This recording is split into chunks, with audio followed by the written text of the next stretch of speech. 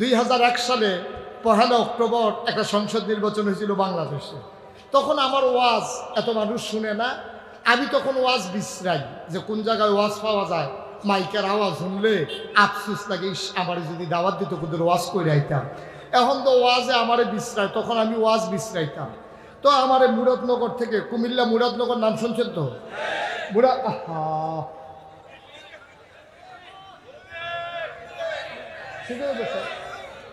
আমিন বলেন। তো মুরাদনগর থেকে এক লোক আসছে আমার দাওয়াত দেওয়ার জন্য। তখন 2001 সাল, তখন তো আমার এত প্রচার প্রসার হয় নাই, মানুষ আমাকে চিনে না এত। আমি যখন শুনছি যে মুরাদনগর থেকে দাওয়াত দিতে আসছি, আমি তো ঘুম ফালাই ওইটা দিছি দৌড়।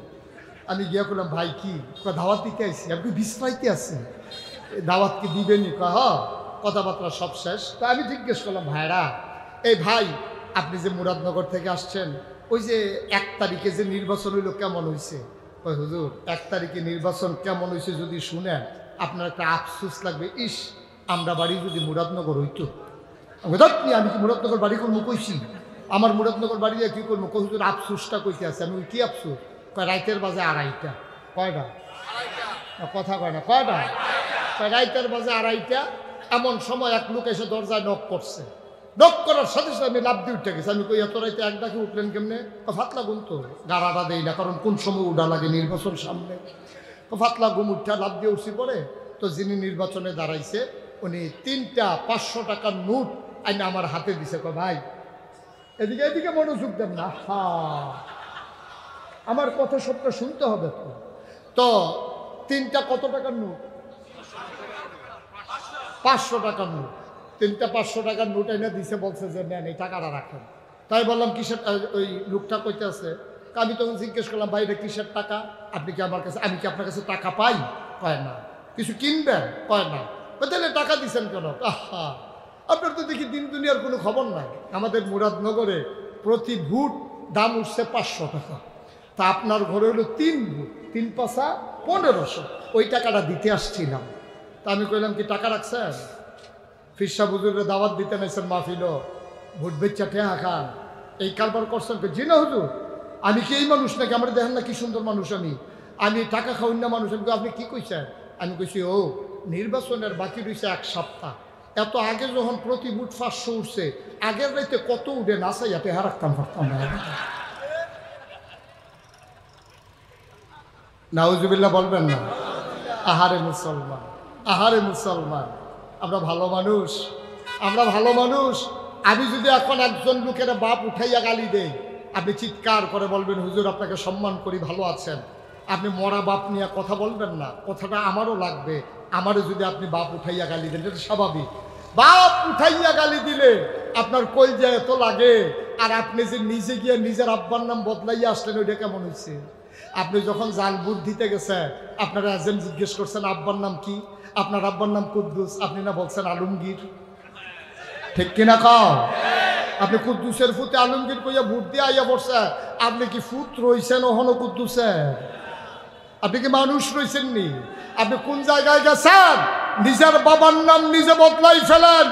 এমপি হলে আরেকজন হবে, মন্ত্রী হলে আরেকজন হবে, পতাকা উঠলে এমপির গাড়িতে উঠবে, মন্ত্রীর গাড়িতে। আপনি আপনার বাবা পরিবর্তন করে জাল ভোট দেওয়ার কোনো দরকার ছিল না, ঠিক কিনা বলে? এখন সান্দ্রার যারা মহিলা তারা বোধহয় কইতে আছে দর্শে আজকে পুরুষ লোক রে। সান্দ্রার মহিলারা বোধহয় খুব খুশি, মহিলারা ভালো। এবারে জামাইর নাম বদলাইয়া ভোট দিয়ে আইসে না, এবারে কুদ্দুচ্চার বউ আলমগীরের বউ কইয়া ভোট দিয়ে আইয়া পড়ছে না। আম্মা আপনি আলমগীরের গড়ায় না যাবেন, কুদ্দুসের গড় আইসেন ফিরতেন আপনি? আপনি কি আসেননি কুদ্দুসের? আপনি 5 জন সাক্ষী রেখে কই আইসেন স্বামীর নাম আলমগীর, কুদ্দুসের গড় আইসেন ফিরতেন আপনি? বাংলার মুসলমান, তুমি কি বুঝো ইমান কারে কয়? তুই কি মনে করছো টুপির নাম ইসলাম? তুমি কি মনে করেছো দাড়ির নাম ইসলাম? তুমি কি মনে করেছো 5 ওয়াক্ত মসজিদে নামাজ পড়ো এটাই ইসলাম? যে তার ভোট বিক্রি করে টাকা খায়, যে নিজের আমানত ভোটকে বিক্রি করে দেয়। মনে রাখবা, তোমার ভোটের কারণে কোনো খারাপ মানুষ যদি নির্বাচিত হয়, আর ওই মানুষটা যদি কোনো অন্যায় করে অবিচার করে, আর যদি তার 500 গোনা হয়, তোমার আমল নামায় অন্তত 250 বাইক বইয়া থেকে পাইবে। কারণ তুমি যারে ভোট দিয়া এমপি বানাইছো, সে যদি দুষ্কৃতিকারী হয় তাইলে ওর দুষ্কৃতির অংশ তুমি পাবা না কেন? তোমার কারণে তো সে এমপি হয়েছে, তোমার কারণে তো সে মন্ত্রী হয়েছে, তুমিও তো তাদের ভোট দিয়ে বানাইছো। সুতরাং এই তো নিয়ে ভাগে নেওয়া লাগবে। সুতরাং যারা যারা এই কারবার করেন বস্তা টস্তা সিলাইয়া রেডি করেন। গোনা যে কি পরিমাণে কামাই করতে আছে একটু খেয়াল করে দেখবেন, তাইলে বোঝা গেল আমার ভোট আমার কাছে আমার। সামনে যখনই ব্যালটের সুযোগ আসবে আমরা প্রমাণ করে দেব আল্লাহর আইন চাই, সৎ লোকের শাসন চাই, এবং আল্লাহর আইন যারা আনতে চায় তারাই আবার ভোটের অধিকার পাবে। ঠিক কিনা বলে? আর বাইরে বাংলার মুসলমানের কোনো দুষ্কৃতিকারী, কোনো দুর্নীতিবাদ, টাকা হরণকারী, যারা টেন্ডার মেরে দেয়, যারা রাস্তার গম খায়, হগিন্নি বেডির লিখে বিস্কুট আইছে, হ্যাঁ বিস্কুট হাতে খাইয়া বইয়া রয়েছে। তো যে কথাটুকুন বলছিলাম, আল্লাহ তাবারক ওয়া তাআলা ১৫০০ বছর আগে যখন নবী পাঠালেন, তিনি এসে দেখলেন মানুষগুলো বর্বর, বেদঈন, যাযাবর, মূর্খ, অসভ্য, জাহেল। তিনি এসে দ্বীনের দাওয়াত দেওয়া শুরু করলেন। তিনি যখন দ্বীনের দাওয়াত দিলেন, তিনি তিন দল মানুষের দ্বারা সেই জমানায় নবী বাধার মুখোমুখি হয়েছিলেন। আমি যখন এই কথাগুলো বলবো আপনার সাথে মিলে যাবে। আজকে আপনিও যখন দিন কায়েমের পথে কথা বলেন, আপনিও যখন বাংলার জমিনে ৫৬,০০০ বর্গ মাইলের বাংলাদেশে টাকনাফ থেকে তেঁতুলিয়া, রূপসা থেকে পাথুরিয়া, আমার এই বাংলাদেশে কলেমা খচিত পতাকা পথ পথ করে উড়ুক, এই স্বপ্ন আপনি যখন দেখেন, তখন দেখবেন আপনার সামনে এই তিন দল মানুষ সবচেয়ে বড় বাধা হয়ে আছে। আমি কথা বললেই আপনি বুঝবেন ইনশাআল্লাহ। আল্লাহ যেন কবুল করে, সবাই পড়ি আমিন। কয় দল? কথা বলেন, কয় দল? আপনি যখন দ্বীনের কথা বলবেন তখন তিন দল মানুষ বাধা হয়ে দাঁড়াবে। ১৫০০ বছর আগেও এই তিন দল মানুষই বাধা হয়ে দাঁড়িয়েছিল। আল্লাহর নবী যখন সবাইকে বললেন কুলু লা ইলাহা ইল্লাল্লাহ, তোমরা সবাই পড়ো লা ইলাহা ইল্লাল্লাহ, সর্বপ্রথম যারা বাধার মুখোমুখি করেছিল নবীকে, তারা হলো সেই জমানায় যারা ধর্মগুরু, যারা পুরোহিত, যারা ব্রাহ্মণ, যারা পূজা দিত, তারাই সর্বপ্রথম বাধা হয়ে দাঁড়ালো।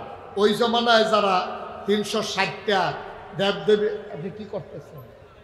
একটু মনোযোগের সাথে মঞ্চে যারা আছেন দয়া করে আমার দিকে খেয়াল করবেন, কারো মোবাইল নিয়ে এখন সময় না।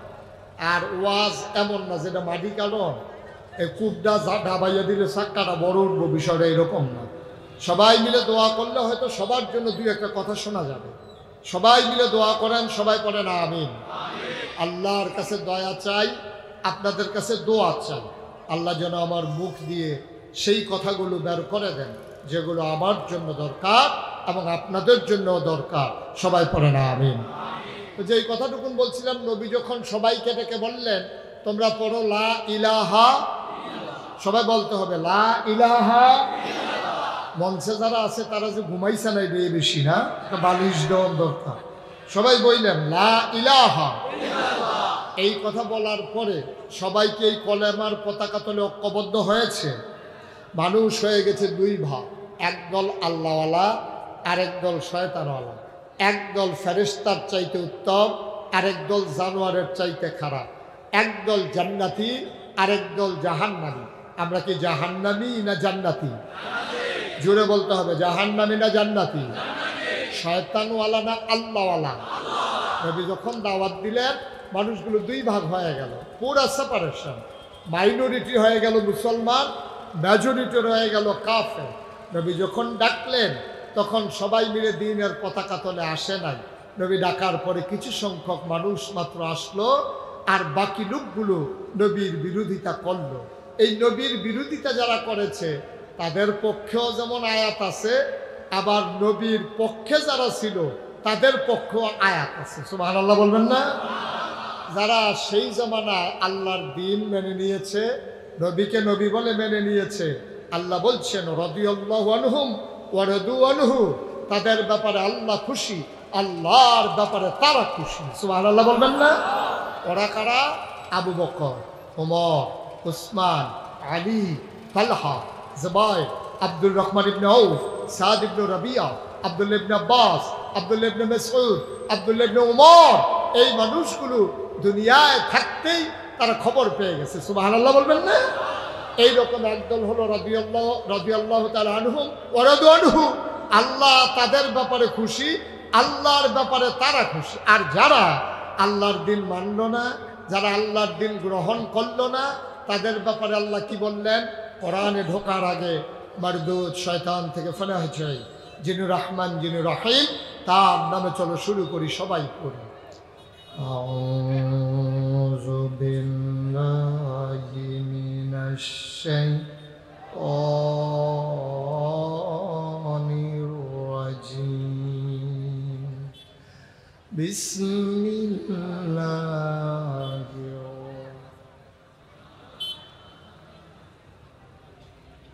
ওয়ালাহুম কুলুবুল লা ইয়াফকাহুনা বিহা ওয়ালাহুম আয়ুনুল লা ইউবসিরুনা বিহা ওয়ালাহুম আযানুল লা ইয়াসমাউনা বিহা উলাইকা কাল আনআম বাল হুম আদাল।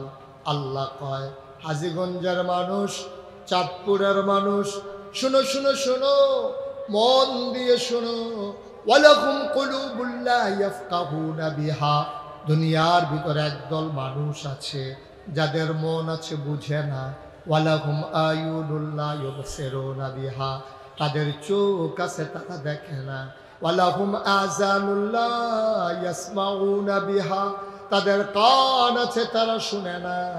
সাধারণ মানুষ আমরা বলি, আল্লাহ এরা আবার কেমন মানুষ? মন আছে বুঝে না, চোখ আছে দেখে না, কান আছে শুনে না, এরা আবার কেমন মানুষ?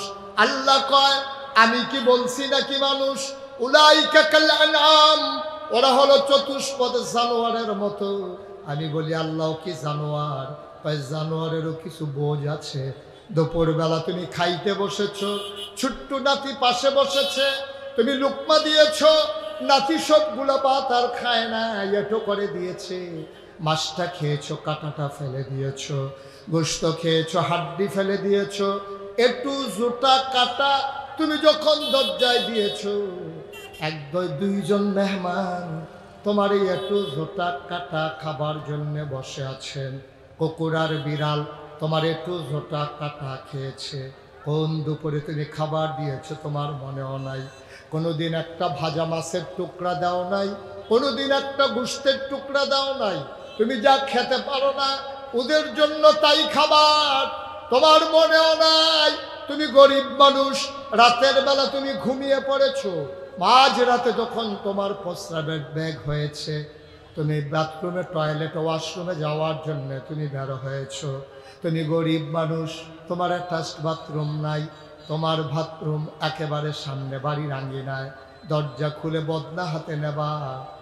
এমন সময়ে তাকিয়ে দেখো দুপুর বেলার একটু জোটা কাটা খাওয়া কুকুরটা তোমার দরজায় বসে আছে। তোমাকে দেখে দাঁড়িয়ে গেল, কুকুর শব্দ করে তোমার কাগ এসে দাঁড়ায়। তুমি যেন জানতে চাও, কিরে ঘুম নাই নাকি? ওই কুকুরটা যেন তোমারে জবাব দিয়ে দেয়, মালিক আমার, আমি আপনার নিমক খেয়ে জীবন ধারণ করেছি, আমি নিমক হারাম না। বলেন সুবহানাল্লাহ। নিকৃষ্ট কুকুর। আপনি কুরবানির সময়ও একটা ভালো গোশতের টুকরা দেন নাই। কুরবানির সময় কি দিছেন? কুকুরটা ঘুরতেছে, আপনি এত বড় একটা গরু জব করেছেন, রগ, রেশা, হাড্ডি, যেটা জীবনেও মানুষ খাইতে পারবে না, এইগুলা দিচ্ছেন। এই রগ কুত্তায় চাবাইতে চাবাইতে তার একেবারে ক্লান্ত হয়ে গেছে। বিকালবেলা আপনার বাড়ির গাড়ায় দিয়া গেছে, তোমরা খাও, আমি গেলাম না। এই নিকৃষ্ট জানোয়ার কুকুর আপনি একটু ঝোটা কাটা দিলেন, রগ রেশা দিলেন, এই কুকুর তা খাইয়া রাত জেগে জেগে আপনার ঘর পাহারা দেয়। আপনি যখন জানতে চেয়েছেন, কিরে ঘুম নাই, কুকুরটা আপনাকে বলেছে, ও মালিক আমার, আমি তোমার নিমক খেয়েছি, আমি তোমার নিমক খেয়ে জীবন ধারণ করেছি। আমি যদি ঘুমিয়ে পড়ি, তোমার ঘরে চুর আসবে, ডাকাত আসবে, লুণ্ঠিত হয়ে যাবে তোমার সম্পদ, মালামাল তোমার সব চুন নিয়ে যাবে। এই জন্য আমি রাত জেগে জেগে তোমার ঘর পাহারা দিই। সুবহানাল্লাহ বলবেন না? নিকৃষ্ট কুকুর, নিকৃষ্ট কুকুর, দুপুরবেলা হাড্ডি কাটা জুতা দিয়েছ, এইটা খেয়ে যদি রাত জেগে জেগে তোমার ঘর পাহারা দেয়, তোমার জন্য তোমার আল্লাহ কি দেয় নাই? সামান্য একটা সামিয়ানা টানিয়েছ, কতগুলো বাঁশ বসিয়ে দিয়েছ খুঁটি হিসাবে, ধর্নার বাঁশ, রশির বাত, কাপড়ের টানা, সব দিয়েছ তুমি সামান্য সামিয়ানা টাঙ্গাতে। কোনোদিন খোলা আকাশের নিচে তাকিয়ে দেখেছো নাকি? এ বিশাল একটা আকাশ বানাইলো আল্লাহ, তোমার জন্য আকাশ বানাইলো, একটাও খুঁটি আমার আল্লাহ লাগান নাই, ঠিক কিনা? আকাশ বানাইলো খুঁটি ছাড়া, জমিন বানালো সমতল করে।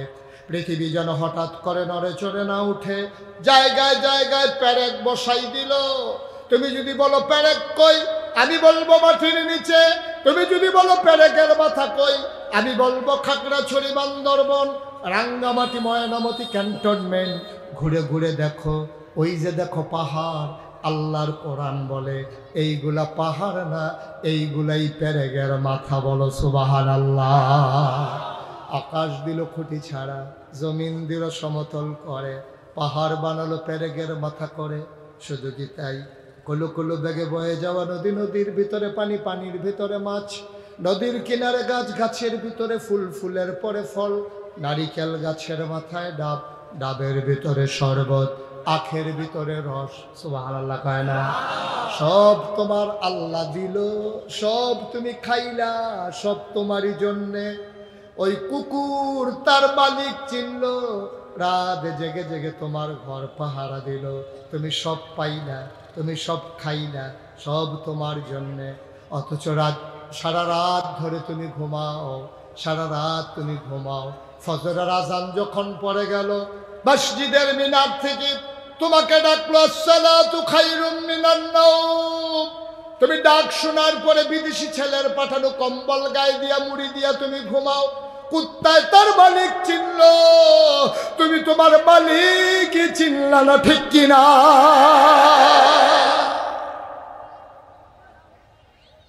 সারা রাত ঘুমানোর পরে তুমি জাগতে পারলা না, মাওলার ডাকে তুমি সাড়া দিতে পারলা না। কি পড়া কপাল তোমার! আল্লাহ তাবারক ওয়া তাআলা তোমার আমার জন্যে এই কোরআনুল কারীম হেদায়েত দিলেন। আল্লাহর নবী যখন ডাকলেন, মানুষগুলো যখন দুই ভাগ হয়ে গেল, কয়েকদল মানুষ এমন, ওয়ালাহুম কুলুবুল লা ইয়াফকাহুনা বিহা ওয়ালাহুম আয়ুনুল লা ইউবসিরুনা বিহা ওয়ালাহুম আযানুল লা ইয়াসমাউনা বিহা উলাইকা কাল আনআম। ওরা হলো চতুষ্পদ জানোয়ারের মতো। আমি বলি আল্লাহ সে কি জানোয়ার? আল্লাহ কয় না, বালহুম আদাল, এটা জানোয়ারের চাইতে আরো নিকৃষ্ট, ঠিক কিনা? কয় দল মানুষ বাধা দিল? কথা ভুলে গেছেন? কয় দল? জুড়ে বলেন কয় দল? মনেই নাই ওনার। কয় দল? 3 দল। এক দল হলো ওই জমানায় ধর্মগুরু, যারা পূজা দিত। এখন যে আমাদের দেশে হিন্দু আছে, ওরা পূজা দেওয়ার জন্য যখন মন্দিরে যায়, তখন মন্দিরের যিনি পুরোহিত, যিনি ঠাকুর, তিনি তার যা যা দরকার সবগুলো বলে দেয়। ওই জমানাও এটা করতো। যখন বলতো যে পূজা দেওয়া লাগবে, বলে যে একটা ধুতি লাগবে, 2টা পাতিলা লাগবে, একটা কলস লাগবে, কলার একটা ছড়ি লাগবে, 2 কেজি দুধ লাগবে, একটা পাঠা, মানে যেটাকে আমাদের দেশে ছাগল, একটা ছাগল লাগবে, তারপরে আপনার যা যা একটা বড় একটা গামছা লাগবে। তখন এই ঠাকুর বলে দিছে, দেখেন খেয়াল করেন, ধুতি লাগবে বউয়ের জন্য, গামছা লাগবে ওর জন্য, কলা লাগবে বাচ্চার জন্য, দুধ লাগবে দুধের বাচ্চার জন্য, মানে একটা ফাডা লাগবে, একটা ছাগল লাগবে, যেন মোটামুটি 15 দিন লাগে রোদে দিয়ে হইলেও খাইতে পারে। মিল মতো আরেকটা পূজা আসতে আসতে যা দরকার সে বুঝ মতো সবই বইলা দিচ্ছে, ঠিক কিনা কম?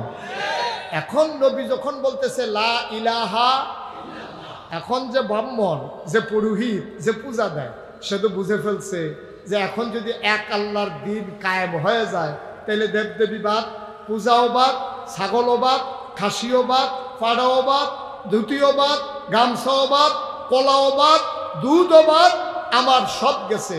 এখন যারা ধর্মগুরু তারা চিৎকার করে বলল ধর্মের অবমাননা হচ্ছে, সুতরাং মুহাম্মদের ধর্ম ঠেকাও, বাপ দাদার ধর্ম বাঁচাও। বলেন নাউজুবিল্লাহ।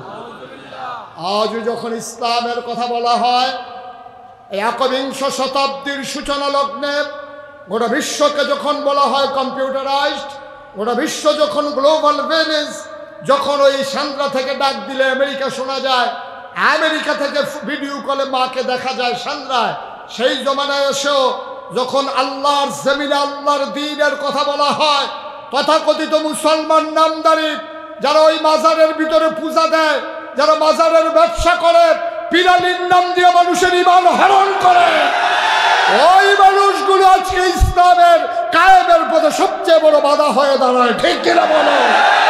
তারা বলে আমরা সুফিজমে বিশ্বাসী, আমরা সুফিবাদে বিশ্বাসী।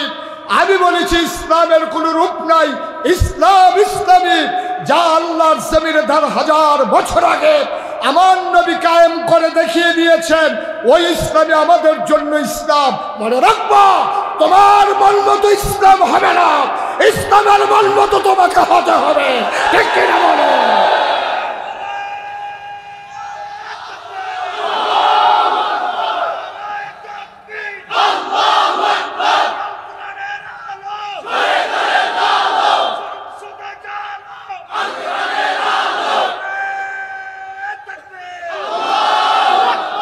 আজ ইসলামের পথের অন্তরায় যারা এই খানকায় বসে বসে শুধু মুরিদ বাড়াতে চায়, আমি বলি তুমি বাড়াও, তুমি সব কিছু খাও, আমার আপত্তি নাই। কারণ বাংলাদেশের মুসলমান এখন আলেম ওলামাকে প্রাণ দিয়ে মোহব্বত করে। গাছ লাউয়ের বিচিটা লাগানোর সময় নিয়ত করে প্রথম লাউটা পীর সাহেবের, প্রথম লাউটা হুজুরের, মাছটা বড় মাছটা পাইলে নিয়ত করে মাথাটা হুজুরের জন্যে, গরুটা জব করার সময় নিয়ত করে কলিজাটা হুজুরে, ছেলে বিদেশ পাঠানোর সময় নিয়ত করে প্রথম বেতনটা হুজুরে। আমি বলি সব তুমি প্রথম প্রথম খাও, আমার কোনো আপত্তি নাই। গাছের লাউডা, মাছের মাথাড়া, গরুর কলজাড়া, বিদেশি ফুতের টেহারা, সব তুমি প্রথম প্রথম খাও, আমার কোনো আপত্তি নাই। যেহেতু তুমি সব প্রথম প্রথম খাও, ইসলামের উপরে আঘাত আসলে সবার আগে তোমার পিঠটাও পেতে দাও। ঠিক কিনা? খাওয়ার সময় আগে আগে। আর যখন দেখছে যে ফিটাফিটি শুরু হয়ে গেছে, উনি বইয়া সেটা মুড়িদ ফাড়া কয়, চাও চলো কি কারবার হইতে আছে, আপনি যাইতে পারেন না, আপনি আগে যান, আপনি তো সব প্রথম প্রথম খান। ঠিক কিনা কর? খাওয়ার সময় আগে আগে বাধা আসলে চাওছেন কি, এই দিন আর নাই। ঠিক কিনা কর? বাংলার মুসলমান বুঝতে শিখেছে, বাংলার মুসলমান বুঝতে শিখেছে। এই বাংলার মুসলমান জানে এই পথ কণ্টকাকীর্ণ, এই পথ কুসুমাস্তীর্ণ নয়, এ পথ কাটা বিছানো। এ পথে চলতে গেলে পা হবে ক্ষত বিক্ষত, রাস্তা হবে রক্তে রঞ্জিত। এই বিশ্বাস রেখেই আমরা দ্বীনের পথে এসেছি। ঠিক কিনা বলো?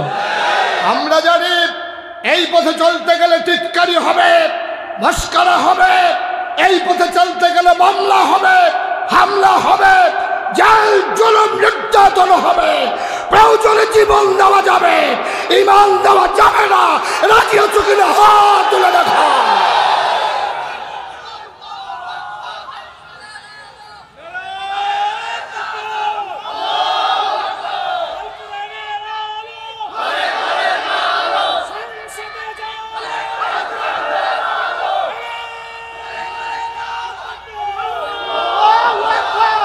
বন্ধুগণ, তাইলে কয় দল বাধা দিছিল?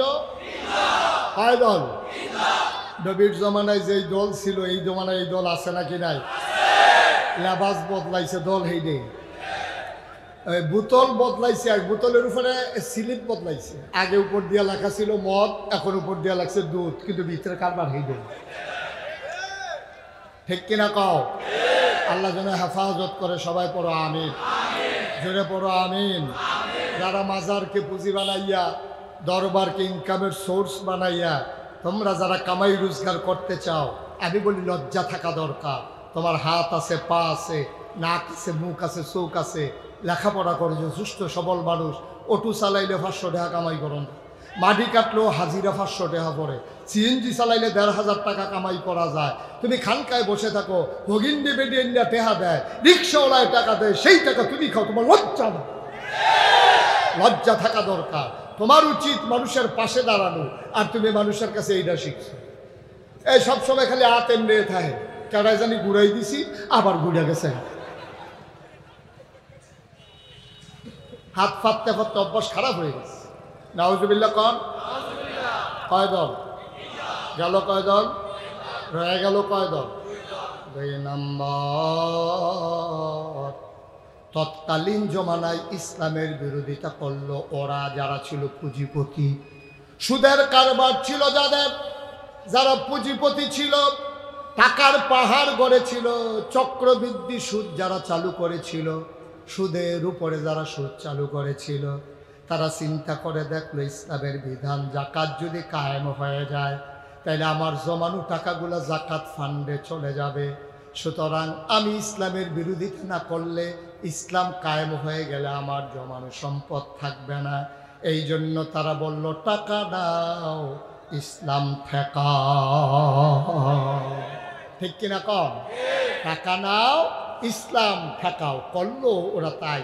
তারা আবুল আহাব সবচেয়ে বড় সুদের কারবারি ছিল, সে সবচেয়ে বেশি টাকার মালিক ছিল সুদ খাইয়া।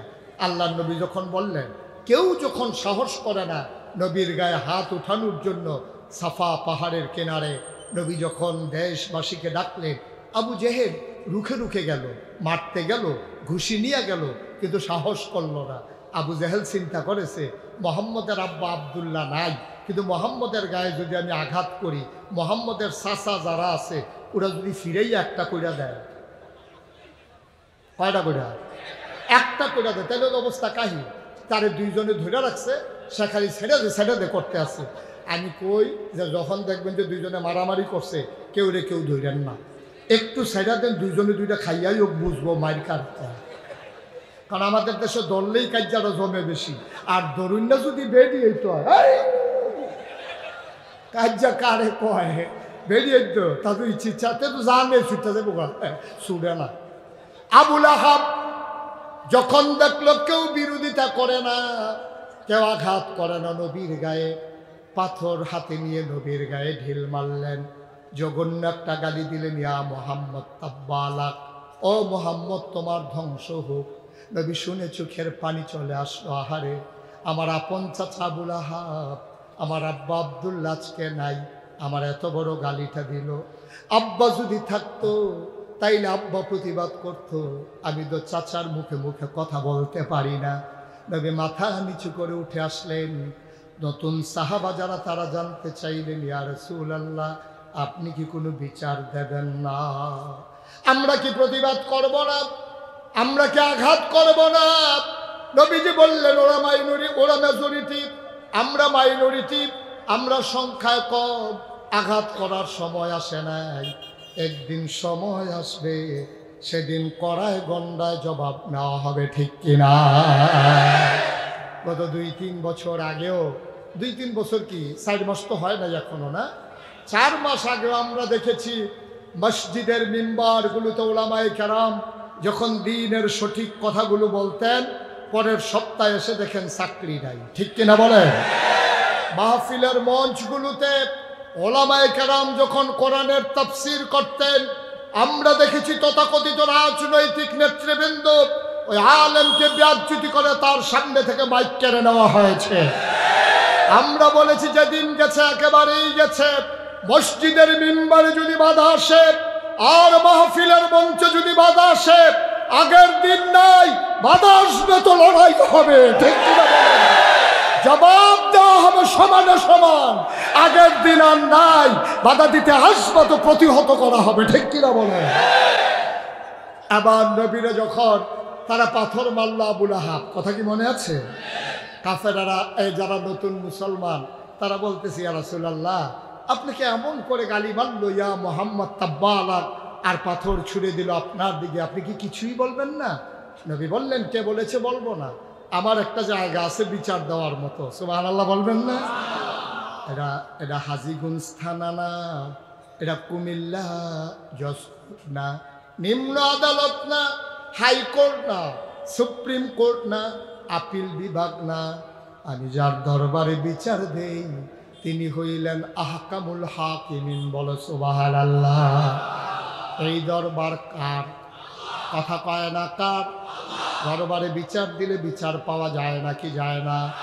আল্লাহ কয় উদউনি আস্তাজিব লাকুম, বান্দা তুই আমারে ডাক দে, তুই আমার কাছে চা, চাইতে দেরি আমি দিতে দেরি করি না। আল্লাহর নবী কয় লা হিজাবা বাইনাহু ওয়া বাইনাল্লাহ, তার মাঝে আল্লাহর মাঝে কোনো পর্দা নাই। যখন কোনো মানুষের উপরে আঘাত করা হয় অন্যায়ভাবে, তখন মানুষটা হয়ে যায় মাজলুম। আর মাজলুম যখন আল্লাহ বলে ডাক দেয়, ওই মাজলুমের মাঝে আল্লাহর মাঝে লা হিজাবা বাইনাহু ওয়া বাইনাল্লাহ, মাজলুমের মাঝে আল্লাহর মাঝে কোনো পর্দা নাই। ডাকটা দিতে দেরি, কবুল হইতে দেরি হয় না, ঠিক কিনা? তবে একটু দেরি হয়, 15 বছর লাগে। একটু দেরি হয়, 15 বছর লাগে। আমি অবাক হই, সারা জীবন যারা বলল পালাই না পালায় না, 12টার পরে আর খুঁজেই পাওয়া গেল না।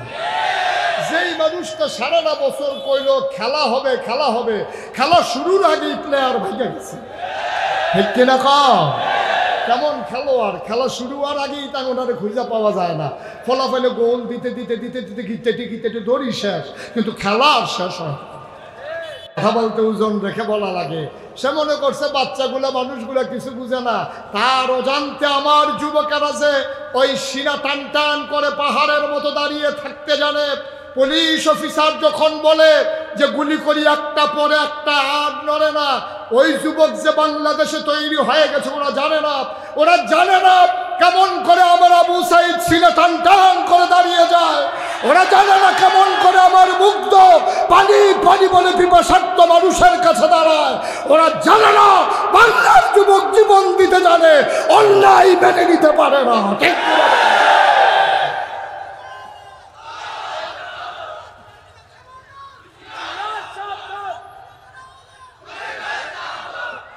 বন্ধুগণ, বন্ধুগণ মনে রাখা লাগবে, নবী বিচার দিলেন কার কাছে?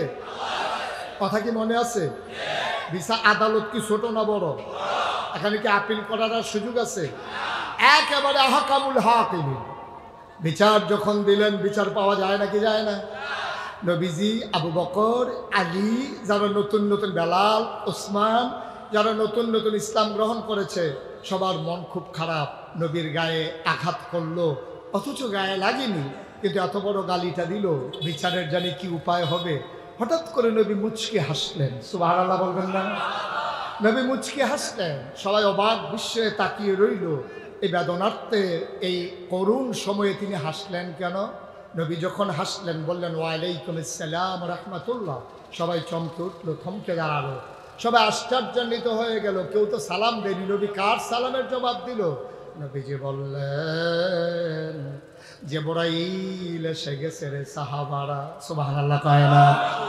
জিবরাইল এসে কয়, নবী গো, ও নবী, আপনি কি আল্লাহর কাছে কোনো বিচার দিছিলেন নাকি? সুবহানাল্লাহ কয় না? নবীজি কয়, হ, বিচার তো দিছিলাম। কয়, রায় তো চলে আসছে, আল্লাহ আমারে পাঠাইছে রায় দিয়া। কয়, কি রায় পাঠাইছে? আমরা সবাই জানি, সবাই পারি, চলো সবাই পড়ি। আউযু বিল্লাহি মিনাশ শাইতানির রাজিম। বিসমিল্লাহির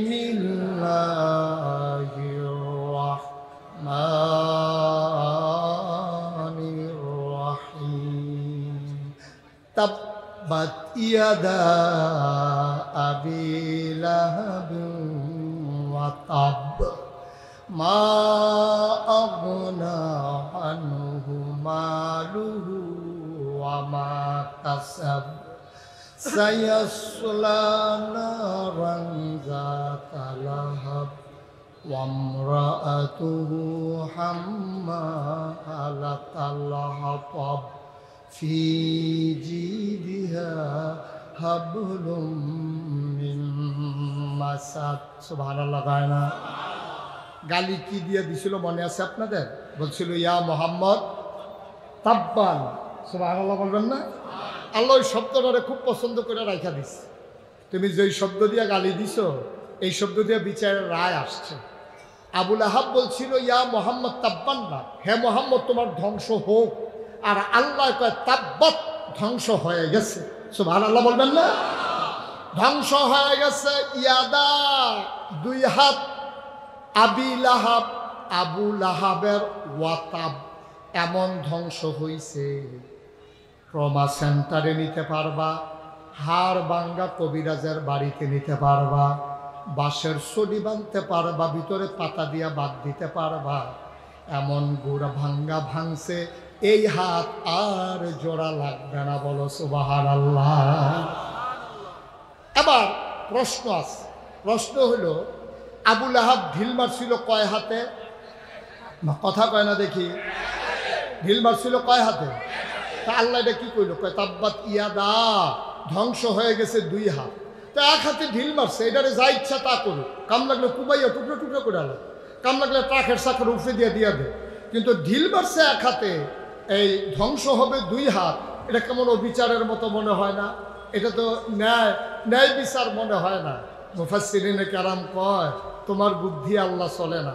তোমরা কি খেয়াল করে দেখেছো, যখন ক্রিকেট খেলা হয়, ক্রিকেটের যে বোলার যে বল করে তাকে এক হাত গামছা দিয়ে শরীরের লোকে বাঁধালো হয়, আমার কথা কেন? তার এই হাত কি বাঁধা থাকে না খোলা থাকে? তা এক হাতে বল নিয়ে সে যখন দৌড় দেয়, এই হাত কি এমনি রাখে না লড়ে? এই হাতে কি করে? এভাবে এভাবে এভাবে এভাবে আগাইতে আগাইতে এই হাতে বল মারে, এই হাতে হেইও করে। সুবহানাল্লাহ কয় না? মানে এক হাতে বল করে আরেক হাতে জোর দেয়। তাইলে মাছ দরুন্নার যেইবা দুলারা হুন্নার হেইবা, যেহেতু এই হাতে ঢিল মারছে এই হাতে হেইও কইছে, আল্লাহ কইছে এই জন্য তাব্বাত ইয়াদা, তার দুই হাত নাই। সুবহানাল্লাহ বলবেন না? মুফাসসিরিনে কেরাম কয় আল্লাহর কথা কয় কম বুঝায় বেশি। যদিও আল্লাহ কইছে দুই হাত, ভিতরে আছে 6 হাত। ভিতরে আছে কয় হাত? বা কথা কয় না, কয় হাত? কয় ভিতরে আছে 6 হাত। এখন আমি একটা একটা করে এই হাতের নাম বলবো, আর আপনারা 1-2 গণে যাবেন ইনশাআল্লাহ। ডাইন হাত, আমার কথা কয় না, ডাইন হাত 1। আপনারা ডাইন হাত কোন কিনলে কিন্তু আমি কুটি আছি।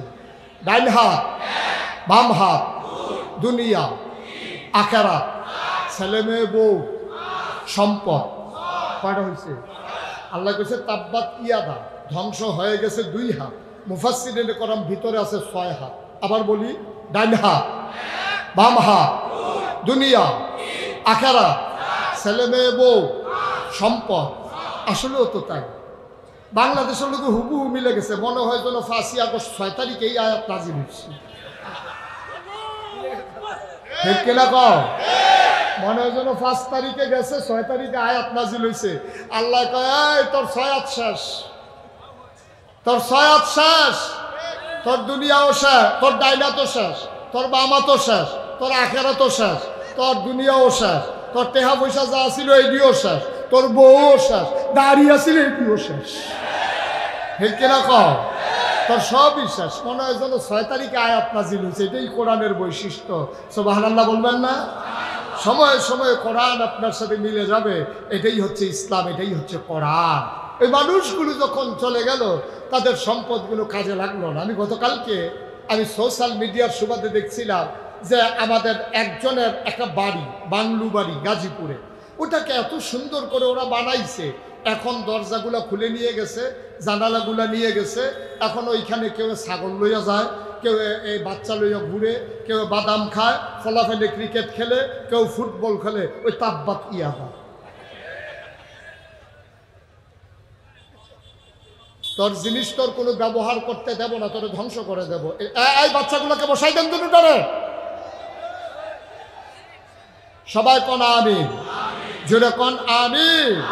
তাইলে এই যে আল্লাহ তাবারক ওয়া তাআলা আপনাকে ওই মানুষগুলো যারা পুঁজিপতি ছিল, টাকাওয়ালা ছিল, অন্যায়ভাবে টাকার মালিক হয়েছে, তারা ইসলামের বিরোধিতা করেছে। আমরা বাংলাদেশে দেখেছি যেই সব মানুষেরা বাতাস আসলে গাছে ধরে দাঁড়াই থাকতো, ভিড়ার ভিতরে কুত্তা ঘুমাইতো, ওই মানুষগুলার গ্রামে বাড়ি হয়েছে, শহরে বাড়ি হয়েছে, মালয়েশিয়ায় তাদের সেকেন্ড হোম হয়েছে, কানাডায় তাদের বাড়ি হয়েছে, তাদের টাকার অভাব নাই। আমরা দেখলাম এই মানুষগুলো 5 বছর আগে কেমন ছিল, 5 বছর পরে কেমন হয়েছে? ওরা ইসলামের জন্য সবচেয়ে বড় বাধা হয়ে দাঁড়িয়েছে। যারা আমার শেয়ার বাজার ধ্বংসের মাধ্যমে আমার মধ্যমায়ের মানুষগুলোকে ধ্বংস করে দিয়েছে, তারা আমার এই শেয়ার বাজার চুরির মাধ্যমে, লুণ্ঠনের মাধ্যমে দেখা গেল ওই দরবেশ বাবা সব শেষ করে দিয়েছে। এখন ওরা তো ইসলামের বিরোধিতা করবেই। ওরা জানে যদি ওই আল্লাহওয়ালা মানুষগুলো, সৎ লোকের শাসন যদি কায়েম হয়ে যায়, আল্লাহর আইন যদি বাংলাদেশে হয়ে যায়, তাইলে তাদেরকে ছেড়ে দেওয়া হবে না। ঠিক কিনা বলো? এই জন্য তারাই সবচেয়ে বড় বেশি বিরোধিতা করেছে। কয় দল না বিরোধিতা করেছে? গেল কয় দল? 3 নম্বরে যারা বিরোধিতা করেছে রাজনৈতিক নেতৃবৃন্দ, যারা ক্ষমতায় আসীন ছিল, ওরা সবচেয়ে বেশি বিরোধিতা করেছে। ওই কাতারে পড়ে গেছে আবু জেহেল, আবুল আহাব বা সাইবা, মুগীরা। ওরা বিরোধিতা করেছে এই জন্যে যে মুহাম্মদের যে নৈতিক মান, তার যে কোমল ব্যবহার, অনুপম চরিত্র, সৌন্দর্যের আধার, এই মানুষটা যদি নবী হয় আর আল্লাহর বিধান যদি কায়েম হয়, আমি আবু জেহেলের মতো সিটার মার্কা লোকের সর্দারি শেষ। ঠিক কিনা কও? কথা বলা ঠিক কিনা? যেই মানুষগুলো আল্লাহকে ভয় পায়, যেই মানুষগুলো নিজে রুটি রুজির উপরে নির্ভর করে সমাজ চালায়, রাষ্ট্র চালায়, বাংলাদেশের 2 জন মন্ত্রী হওয়ার পরে তন্ন তন্ন করে খোঁজার পরেও রাজনৈতিকভাবে প্রতিহিংসা পরায়ণ হয়ে মিথ্যা ট্রাইব্যুনাল সাজিয়ে মিথ্যা সাক্ষী এনে যাদেরকে ফাঁসি কাস্টে ঝুলানো হলো, অথচ তাদের বিরুদ্ধে একটা টাকা আত্মসাতের কোনো অভিযোগ দাঁড় করাইতে পারে না। কারণ তারা নৈতিক মানে উত্তীর্ণ। ওরা জেনে গেছে এই মানের লোকগুলো যদি মেম্বার হয়, এই মানের লোকগুলো যদি চেয়ারম্যান হয়, এই মানের লোকগুলো যদি এমপি হয়, এই মানের লোকগুলো যদি মন্ত্রী হয়, ওই মানের লোকগুলো যদি সচিব হয়, আমলা হয়, ওই মানের লোকগুলো যদি র্যাব, গোয়েন্দা আর সেনাবাহিনীর অফিসার হয়, বাংলাদেশে ফাইল আটকাইয়া ঘুষ খাওয়া আর রডের বদলে ব্রিজের ভিতরে বাস দেওয়া একটাও চলবে না। ঠিক কিনা বলো? এই জন্য সেই জমানায় ওরা যেমন বিরোধিতা করেছে, আজকের জমানায় ওই টাকাওয়ালা পুঁজিপতিরা ইসলামের বিরোধিতা করেছে। আল্লাহ নবীকে বিরোধিতা করে কি থামিয়ে দেওয়া গেল? ইসলামের মুসলমানের সংখ্যা কমলো না বাড়লো? কথা কয় না, কমলো না বাড়লো? মুসলমানের সংখ্যা হু হু করে বাড়তে শুরু করলো। আবার কাফেরের মাথা ঠান্ডা না গরম? ওই যে আমাদের ইন্ডিয়ার মতো। আমার দেশে সন্ত্রাসীর বিচার হবে, ওদের এত মাথা ব্যথা কেন? ওদের মাথা ব্যথা এই কারণে না, ওদের মাথা ব্যথা ছিল যে বাংলাদেশের উড়ান দিয়া আমরা কত কোনায় চাইটা গেছি, এখন তারা বেড়া দিয়া লাইছে। এই জন্য ওদের মাথা ব্যথা। ওদের ট্রাকগুলো বাংলাদেশের ভিতর দিয়া চিটাগং বন্দর থেকে বেনাপুল হয়ে পার হয়ে যেত। এখন যখন ওগুলো আটকে গেছে, ওদের যখন আর আমদানি রপ্তানি এক চেটিয়া মুসলমানদের উপরে, বাংলাদেশের উপরে নির্যাতন থেমে গেছে, ওরা যখন দেখেছে বাংলাদেশ আর গোলামের দেশ নাই, বাংলাদেশ আর তাবেদার রাষ্ট্র নাই, ওরা মাথা উঁচু করে দাঁড়াতে শিখেছে। আসলে চিন্ময় টিন্ময় এগুলো কোনো বিষয় না, বিষয় হলো স্বার্থ। ঠিক কিনা কহ? দাসীর বদলে ওরা ইন্ডিয়ার সাংবাদিক বলেছে যে বাংলাদেশের প্রধানমন্ত্রীকে ভারতের প্রধানমন্ত্রী দাসীর মতো ব্যবহার করেছে। কত ন্যাক্কারজনক কথা, কত লজ্জাজনক কথা। আমার দেশের প্রধানমন্ত্রীর ব্যাপারে এত বড় কথা বলার দুঃসাহস ভারতের সাংবাদিক দেখিয়েছে। বাস্তবতাও তাই, বাস্তবতাও তাই। ক্ষমতা চাই, সব দিয়ে যাও, ক্ষমতা দরকার। ক্ষমতা পাইতে গিয়া আমার বাংলাদেশকে বিক্রি করে দিয়েছে। আর নাইলে 92% জন লোক মুসলমানের দেশে। আপনারা শুনে অবাক হবেন, যখন 5ই আগস্ট সরকারের পতন হলো, আমি মুশতাক ফয়েজি কুমিল্লা ডিসির সাথে মিটিং করলাম, এসপি সাহেবের সাথে মিটিং করলাম, সদরের টিউনুর সাথে কথা বললাম, ওসির সাথে কথা বললাম।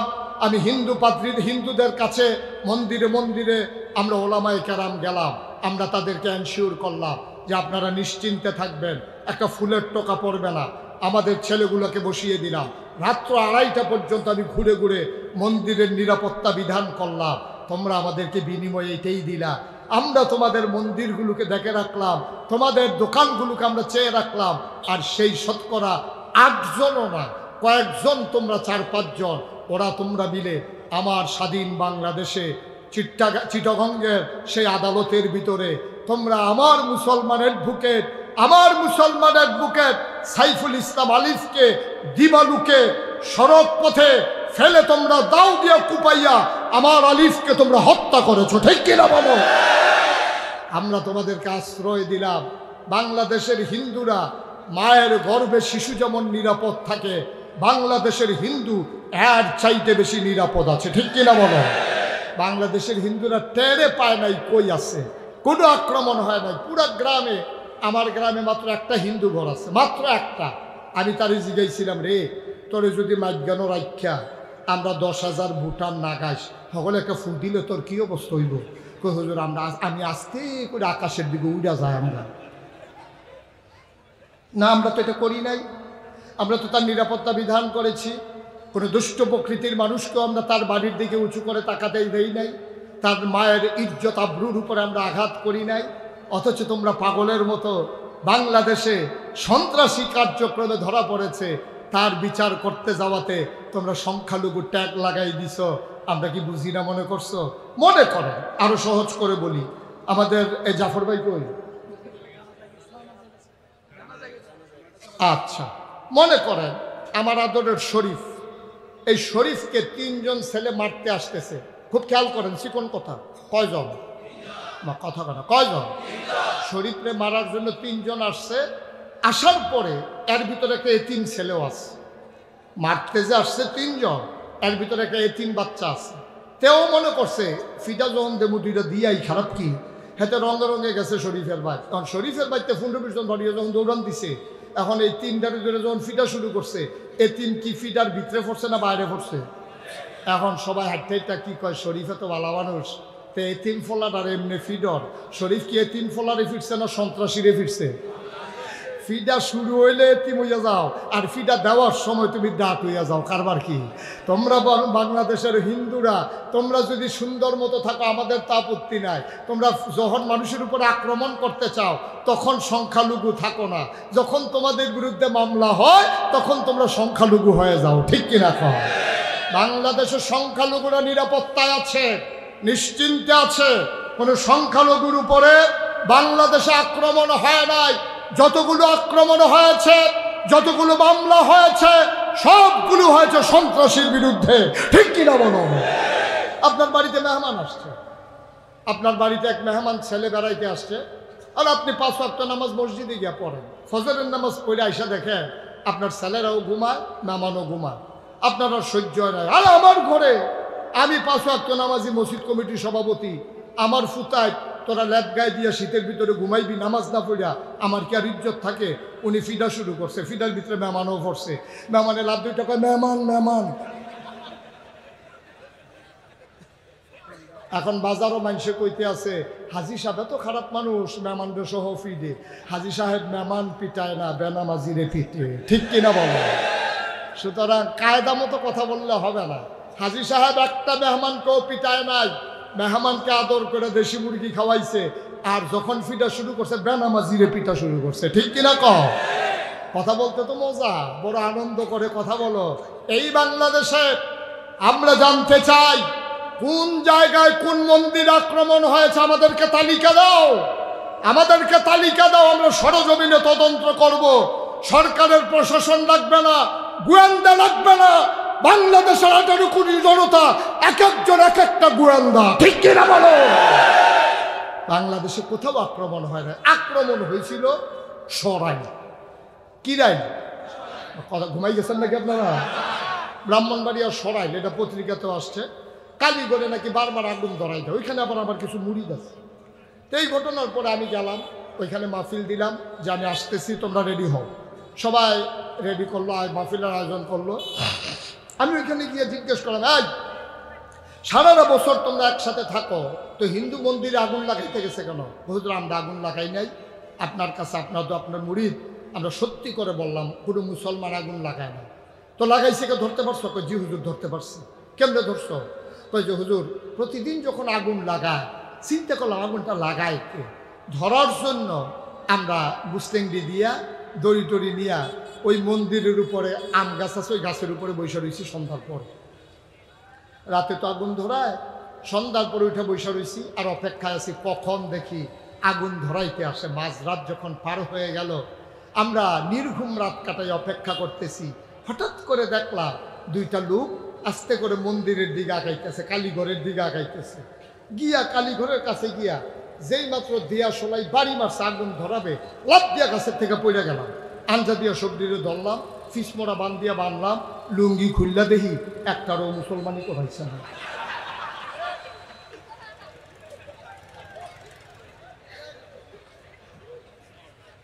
মানে কি মুসলমান না হিন্দু? বা কথা করা মুসলমান না হিন্দু? দাঁড়া, তোরার ঘরে তোরা আগুন লাগাস। একবার একটা গল্প শুনছিলাম যে এক মহিলা নাকি অপর পক্ষকে ঠকানোর জন্য, হারানোর জন্য মামলা, নিজের গায়ে নিজে ব্লেড লাগাইয়া তারপরে মামলা করতে গেছে। আমার হিন্দুরা ওই মহিলার মতো হয়ে গেছে, নিজের মন্দির নিজে ভাঙ্গা তারপরে মুসলমানের গায়ে দোষ দিতে চায়। ঠিক কিনা বলো? আরামে থাকলে ভূতে কিলায় না? আরামে যে আসো ভালো লাগতেছে না, ভূতে কিলাইতে আছে। তারপরে গিয়া সেটা তোমরা ওইভাবে নিজেরা এই কারবার কইরা। কিন্তু সুখের বিষয় হলো জগন্নাথ বিশ্ববিদ্যালয় থেকে, জগন্নাথ হল থেকে ঢাকা ইউনিভার্সিটির আজকে যখন হিন্দুরা মিছিল বের করেছে গতকালকে, ওরা বলেছে আমাদের কোনো অভিযোগ নাই বাংলাদেশের স্বাধীনতা সার্বভৌমত্বের বিরুদ্ধে। ওরা বলেছে ওই ভারতের মিডিয়াগুলো অপপ্রচার চালাচ্ছে, মুসলমান বাংলাদেশে মুসলমান যত শান্তিতে আছে, হিন্দুরা তার চাইতে আরো বেশি শান্তিতে আছে। আমার হিন্দু ভাইয়ারা সেই সততার পরিচয় দিয়েছে। আমি বলি, যেখানে যত হিন্দু আছে তোমরা সাংবাদিক সম্মেলন করো, তোমরা জানিয়ে দাও আমি ব্যক্তির চাইতে দেশ বড়, আর দেশ বাঁচাইতে গিয়ে দেশের বিরুদ্ধে যেই ষড়যন্ত্র করবে ও যত বড় দাদা বাবু হোক, দাদাগিরির দিন আর নাই। ওরা 1947 সালে যখন পাকিস্তানকে বিভক্ত করে দিয়েছিল, ওরা মনে করেছিল আমরা সেই দিনের ছোট্ট শিশু আছি, আমরা যে কখন যুবক হয়ে গেছি ওদের মনেই নাই। ঠিক কিনা বলো? রক্তচক্ষু দিয়ে বাংলাদেশের দিকে তাকাবা, মনে রাখবা বাংলাদেশের এই মানচিত্রের উপরে যদি শুকনের থাবা পড়ে, বাংলাদেশের 18 কোটি মুসলমান জীবন যাবে, 1 ইঞ্চি জায়গাও ছাড়বে না।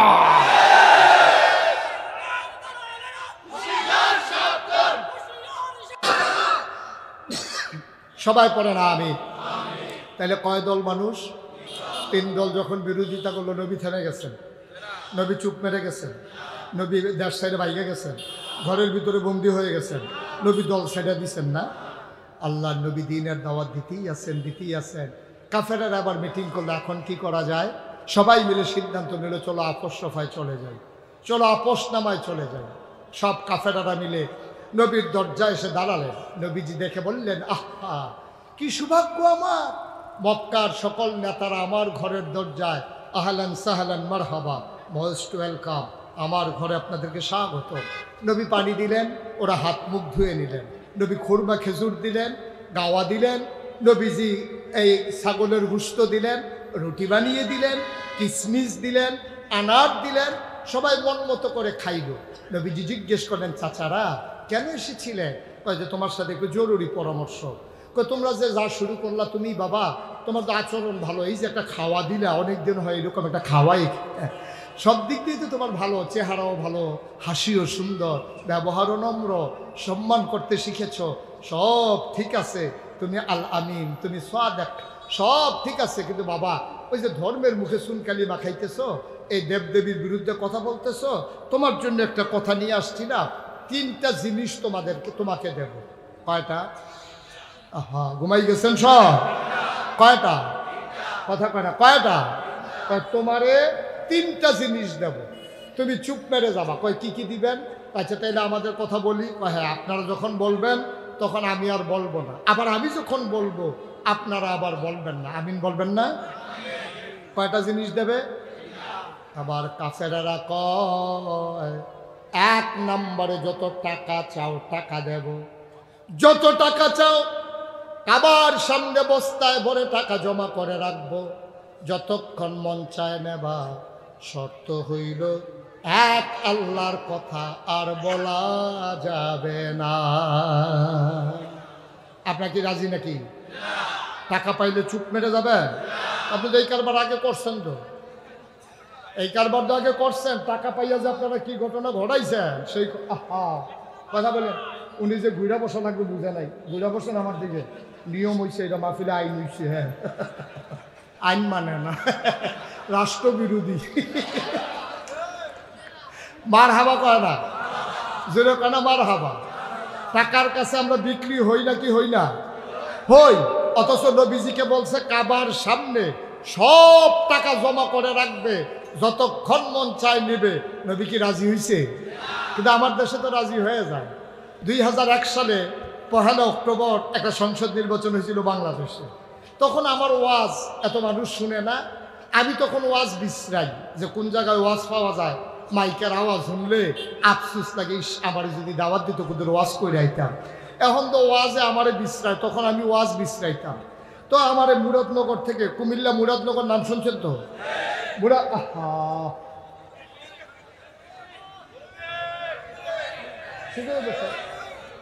আমিন বলেন। তো মুরাদনগর থেকে এক লোক আসছে আমার দাওয়াত দেওয়ার জন্য। তখন 2001 সাল, তখন তো আমার এত প্রচার প্রসার হয় নাই, মানুষ আমাকে চিনে না এত। আমি যখন শুনছি যে মুরাদনগর থেকে দাওয়াত দিতে আসছি, আমি তো ঘুম ফালাই উঠটা দিছি দৌড়। আমি গিয়া করলাম, ভাই কি দাওয়াত দিতে আসছি? আপনি বিশ্রাইতে আসছেন, দাওয়াত কি দিবেনি? কথাবার্তা সব শেষ। তো আমি জিজ্ঞেস করলাম, ভাইরা এই ভাই আপনি যে মুরাদনগর থেকে আসছেন, ওই যে 1 তারিখে যে নির্বাচন হইল কেমন হয়েছে? ওই হুজুর 1 তারিখে নির্বাচন কেমন হয়েছে যদি শুনেন আপনার একটা আফসোস লাগবে। ইস, আমরা বাড়ি যদি মুরাদনগর হইতো। আমি কি মুরাদনগর বাড়ি করবো কইছি? আমার মুরাদনগর বাড়ি কি করবো? হুজুর আফসোসটা কইতে আছে। আমি কি আফসোস? রাইতের বাজে 2:30। কয়টা? কথা কয় না, কয়টা? রাইতের বাজে 2:30। এমন সময় এক লোক এসে দরজায় নক করছে। নক করার সাথে সাথে আমি লাভ দিয়ে উঠে গেছি। আমি কই এত রাইতে এক ডাকে উঠলেন কেমনে? ফাতলা ঘুম তো, গাড়াটা দেই না, কারণ কোন সময় উঠা লাগে নির্বাচন সামনে। ফাতলা ঘুম উঠা লাভ দিয়ে উঠছি পরে। তো যিনি নির্বাচনে দাঁড়াইছে উনি 3টা 500 টাকার নোট আইনে আমার হাতে দিছে। ভাই এদিকে এদিকে মনোযোগ দেন না, আমার কথা সবটা শুনতে হবে। তো 3টা কত টাকার নোট? 500 টাকার নোট। 3টা 500 টাকার নোট এনে দিছে, বলছে যে নেন এই টাকাটা রাখেন। তাই বললাম কিসের? ওই লোকটা কইতে আছে। আমি তখন জিজ্ঞেস করলাম, ভাই এটা কিসের টাকা? আপনি কি আমার কাছে, আমি কি আপনার কাছে টাকা পাই? কয় না। কিছু কিনবেন? কয় না। তাহলে টাকা দিচ্ছেন কেন? আপনার তো দেখি দিন দুনিয়ার কোনো খবর নাই। আমাদের মুরাদনগরে প্রতি ভোট দাম উঠছে 500 টাকা। তা আপনার ঘরে হলো 3 ভোট, 3 পাঁচা 1500। ওই টাকাটা দিতে আসছিলাম। তা আমি কইলাম কি টাকা রাখছেন? ফিরসা হুজুরের দাওয়াত দিতে নাইছেন মাহফিল, ভোট বেচ্চা ঠেহা খান, এই কারবার করছেন? জি না হুজুর, আমি কি এই মানুষ নাকি? আমার দেখেন না কি সুন্দর মানুষ, আমি টাকা খাওয়াই না মানুষ। আমি আপনি কি কইছেন? আমি কইছি ও নির্বাচনের বাকি রয়েছে 1 সপ্তাহ। এত আগে যখন প্রতি ভোট 500 উঠছে, আগের রাইতে কত উঠে নাচাইয়া টেহা রাখতাম পারতাম না। নাউজুবিল্লাহ বলবেন না? আহারে মুসলমান, আহারে মুসলমান, আমরা ভালো মানুষ, আমরা ভালো মানুষ। আমি যদি এখন একজন লোকের বাপ উঠাইয়া গালি দেই, আপনি চিৎকার করে বলবেন হুজুর আপনাকে সম্মান করি, ভালো আছেন। আপনি মরা বাপ নিয়ে কথা বলবেন না, কথাটা আমারও লাগবে। আমারও যদি আপনি বাপ উঠাইয়া গালি দেন, এটা স্বাভাবিক। বাপ উঠাইয়া গালি দিলে আপনার কলজা এত লাগে, আর আপনি যে নিজে গিয়ে নিজের আব্বার নাম বদলাইয়া আসলেন, ওইটা কেমন হয়েছে? আপনি যখন জাল বুট দিতে গেছেন, আপনারা এজেন্ট জিজ্ঞেস করছেন আব্বার নাম কি? আপনার আব্বার নাম কুদ্দুস, আপনি না বলছেন আলমগীর। ঠিক কিনা কাও? আপনি কুদ্দুসের ফুতে আলমগীর কইয়া ভোট দিয়ে আইয়া পড়ছে। আপনি কি ফুত রইছেন ওহনো কুদ্দুসের? আপনি কি মানুষ রইছেন নি? আপনি কোন জায়গায় গেছেন?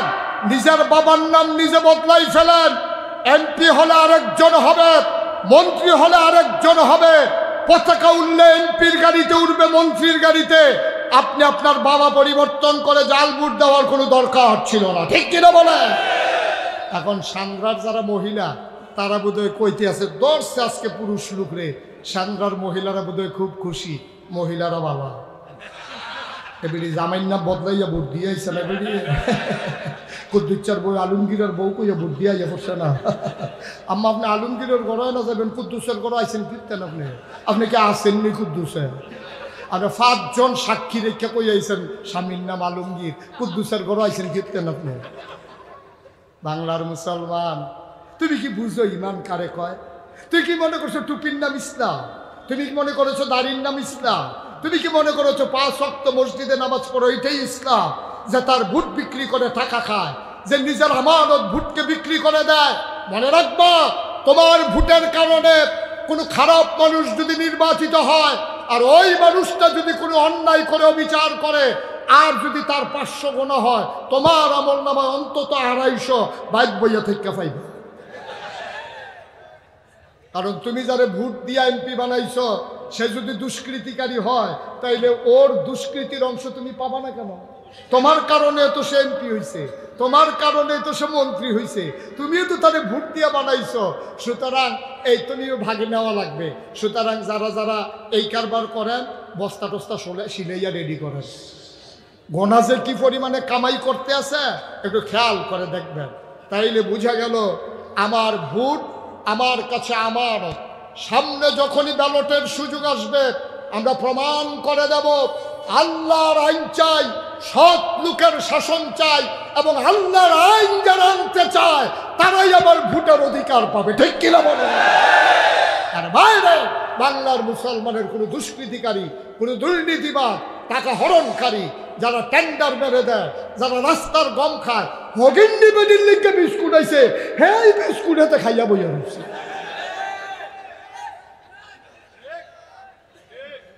ঠিক কিনা কও? এই কারবার করা যাবে না। প্রস্তাব কয়টা? প্রস্তাব কয়টা? 1 নম্বরে টাকা চাও, টাকা দেব। নবী কি রাজি হয়েছে? 2 নম্বর, নেতা হইতে চাও, নমিনেশন পেপার সাবমিট করা লাগবে না, গণমিছিল করা লাগবে না, আগের রাতে ভোট কিনা লাগবে না, বাক্স নিয়ে দৌড় দেওয়া লাগবে না। সবাই মিলে আমরা তোমাকে একক নেতা বানাই দেব। শর্ত হইল এক আল্লাহর কথা আর বলা যাবে না। আপনারা রাজি?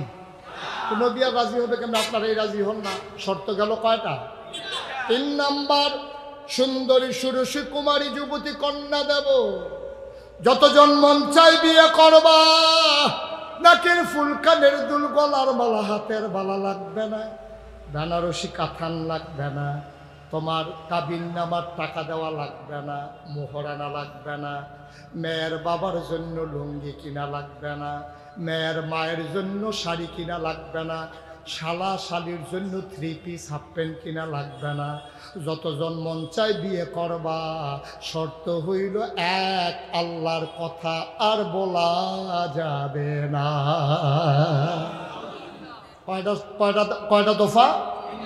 নবীজি চুপ মেরে গেলেন। আবার নবীজি বললেন, চাচারা কথা কি শেষ? আপনাদেরকে আর কোনো কথা আছে? কয় না। কয়টা তো ইচ্ছা করলে আপনারা দিতেই পারেন, টাকা আপনাদের হাতে, ইচ্ছে করলে টাকা দেওয়া যাবে। সুন্দরী সুরসী মেয়েদেরকে, বাবাদেরকে রাজি করে আমার কাছে বিয়ে দিলে পারেন, এটা আপনাদের হাত আছে। সবাই মিলে নেতা বানাই দিতে পারবেন, এটা আপনাদের জন্য সহজ। কিন্তু যেইটা আপনারা পারবেন না, এমন জিনিসও যদি আমারে দেন। কয় কি পারবো না? আবার নবীজি চোখের পানি ছেড়ে দিলেন, ডাক দিয়া কয়, আমার এক হাতে যদি সূর্য দাও, আর এক হাতে যদি চন্দ্র দাও, এক হাতে যদি সূর্য দাও আর এক হাতে যদি চন্দ্র দাও, খোদার কসম সূর্য দেওয়া যাবে, চন্দ্র দেওয়া যাবে, এক আল্লাহর পথ থেকে আমাকে সরানো যাবে না, যাবে না, যাবে না। ঠিক কিনা? আবার কাফেরের রাগ কমসানা বাড়ছে। দারুন নাদওয়ায় সিদ্ধান্ত হলো নবীকে মেরে ফেলা হবে। আল্লাহর নবী, আল্লাহ তাবারক ওয়া তাআলা জানিয়ে দিলেন, ও নবী আমার তৈরি থাকবেন, আর বোধহয় মক্কায় আপনার থাকা হবে না। ওরা সিদ্ধান্ত নিয়ে ফেলেছে। নবী চুপ করে বাড়িতে গেলেন। চরম পরম প্রিয় বন্ধু আবু বকর সিদ্দিক রাদিয়াল্লাহু তাআলা আনহু ওনাকে ডাকলেন, ডেকে বললেন, আবু বকর রে, ও আবু বকর, কারো কাছে বলা যাবে না, গোপন কথা আছে। আল্লাহ বলেছেন আমি নাকি মক্কায় আর থাকতে পারবো না, আমি একা একা কেমন করে যাব, তুমি তৈরি থেকো আবু বকর। এই কথা যখন বলেছে, আবু বকর সিদ্দিক বাড়িতে না গিয়া বাজারে গেলেন, সুঠাম দেহের 2টা ওট কিনলেন, এক ইহুদির বাড়িতে উটগুলা নিয়ে রাখলেন, বললেন যে 1 মাস লালন পালন করবা, মাস ভিত্তিতে তোমাকে খরচ দেওয়া হবে, যেই দিন নিতে আসবো দিয়ে দেবা। আবু বকর সিদ্দিক বাড়িতে গেলেন, নবী বলেছেন তৈরি থেকো, তিনি ঘুমাতে যাবেন, বিবি বললেন আসেন, বিছানায় আসেন। আবু বকর সিদ্দিক কয়, না গো বিবি, আমার কপালে বোধহয় আর বিছানা নাই।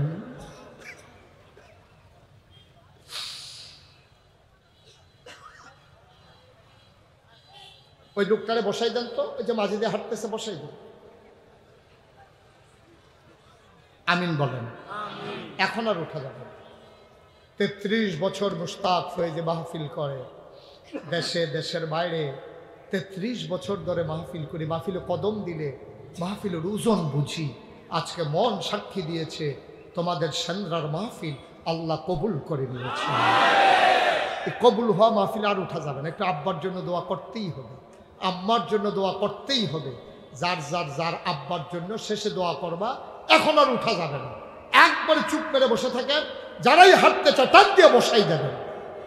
আমিন কর, জোরে কর, আর জোরে। মুসলমান, আবু বকর সিদ্দিকের বিবি দেয়া কয়, কথা মনে আছে নাকি? স্বামী আমার বিছানায় আসেন। আবু বকর সিদ্দিক কয়, না, আমার নবী বলেছেন তৈরি থাকার জন্য। কয় তৈরি মানে কি? কয় ডাক্তার দিতে দেরি, বের হতে যেন দেরি না হয়। কি চিন্তা করেছেন? কয় দরজায় পিঠ লাগিয়ে সারা রাত দাঁড়িয়ে থাকবো। আবু বকর সিদ্দিক দরজায় পিঠ লাগিয়ে দাঁড়ালেন। ঘুম আসে, ঝিমুনি আসে, ডাইনে পড়ে যায়, বামে পড়ে যায়, সামনের দিকে পড়ে যায়। আবু বকর বিছানায় যায় না। আবু বকরের স্ত্রী ডাক দেওয়া কয়, আপনি কি শুরু করেছেন?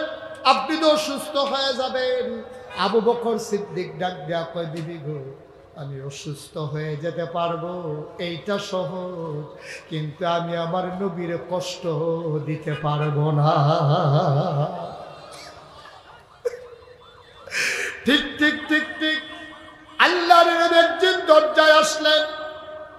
তিনি দরজায় দাঁড়িয়ে আল্লাহর নবী আস্তে করে একটা নক করলেন, আর মৃদু স্বরে ডাক দিলেন, আবু বকর। আবু বকর সাথে সাথে চিৎকার ধরে কয়, লাব্বাইকি ইয়া রাসূলুল্লাহ। দরজা খুলে দিলেন। আল্লাহর নবী চমকে উঠলেন, থমকে দাঁড়ালেন। তিনি আশ্চর্যান্বিত হয়ে গেলেন, এটা কেমন মানুষ, এটা কেমন মানুষ! একটা মাত্র ডাক দিলাম, কেমন করে আবু বকর উঠলো, এত তাড়াতাড়ি কেমন করে দরজা খুলে দিল, কিভাবে সম্ভব এইটা? আবু বকর সিদ্দিক কি করলেন? এটা কেমন করে দরজা খুলে? কি হলো ভাই?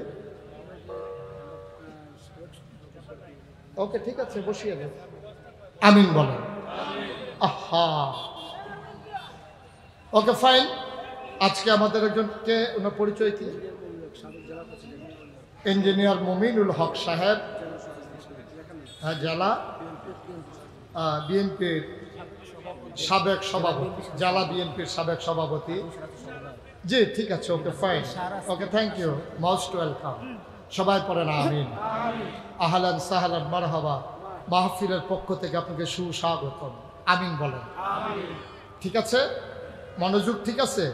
এই ছেলে, এই তোমার কি? বসো। আমিন বলেন।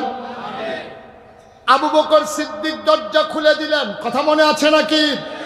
আল্লাহর নবী চমকে উঠলেন, থমকে দাঁড়ালেন, আশ্চর্যান্বিত হয়ে গেলেন। একটা ডাকের সাথে সাথে কেমন করে দরজা খুলে দিল, দাঁড়িয়ে গেল, কেমন করে বলল, লাব্বাইকি ইয়া রাসূলুল্লাহ। কেমন করে সম্ভব?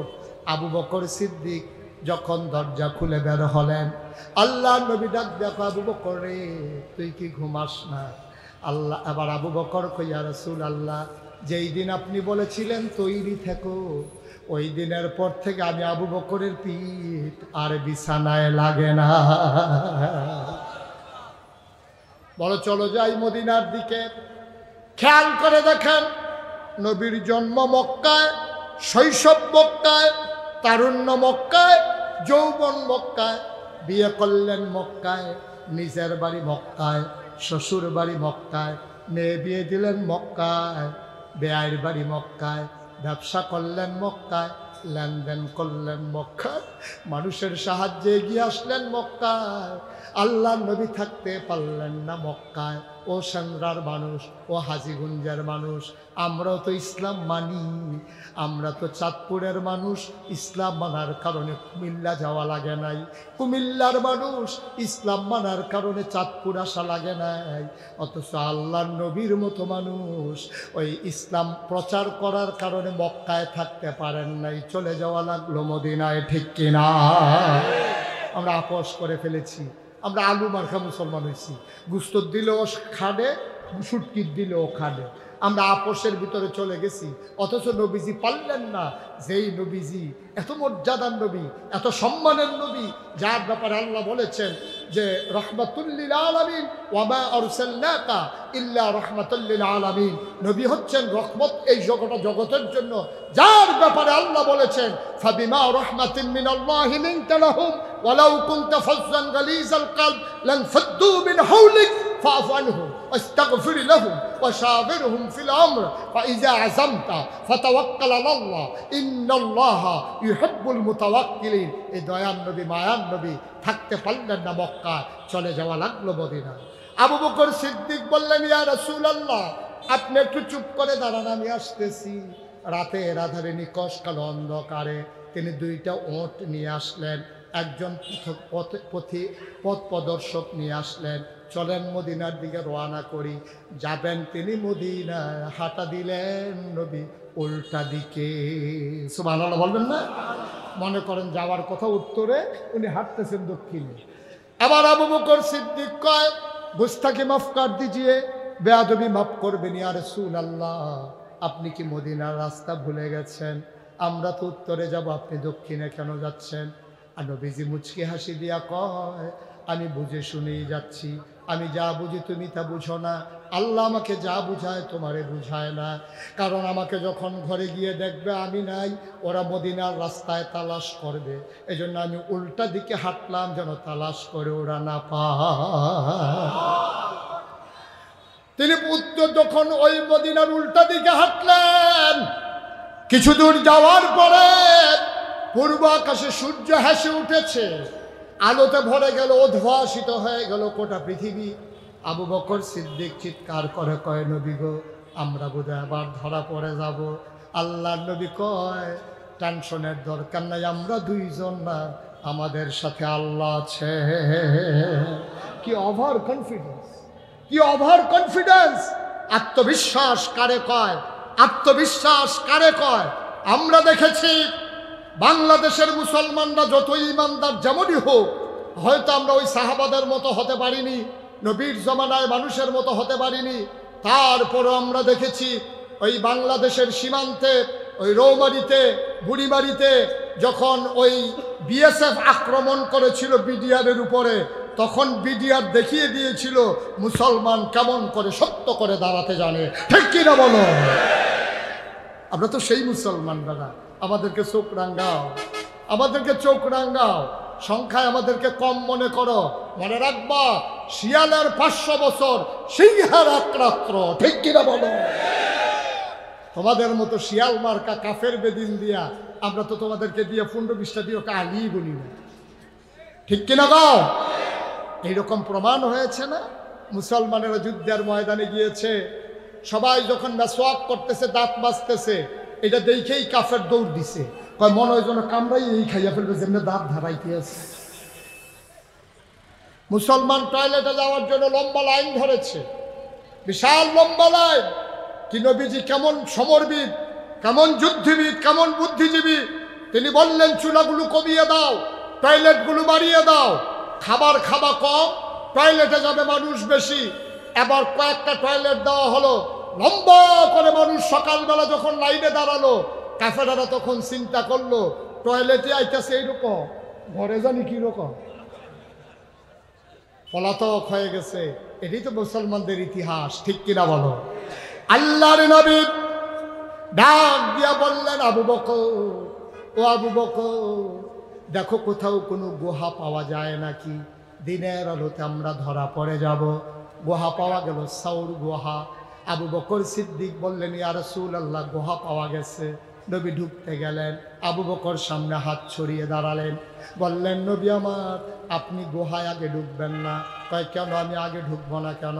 কয়, বিষাক্ত সাপ থাকতে পারে, পাহাড়ি গুহা বিচ্ছু থাকতে পারে, আপনাকে কামড়ে দিতে পারে, আমি আগে দেখে আসি। আল্লাহর নবী কেঁদে ফেললেন, গাল বেয়ে বেয়ে টপ টপ করে পানি পড়ে। ডাক দেখো, আবু বকর রে, ও আবু বকর, আমি ঢুকলে আমারে কামড়াবে, তুই ঢুকলে কি তোরে কামড়াবে না? তোরে কি সাপ চিনে না? আবু বকর সিদ্দিক কয়, নবী গো, আমার যদি সাপ কামড়ায় কোনো সমস্যা নাই, আমার মতো 100 আবু বকর মরে গেলে ইসলামের কিচ্ছু হবে না, কিন্তু আপনি নবীর যদি কিছু হয়ে যায় ইসলাম থাকবে না।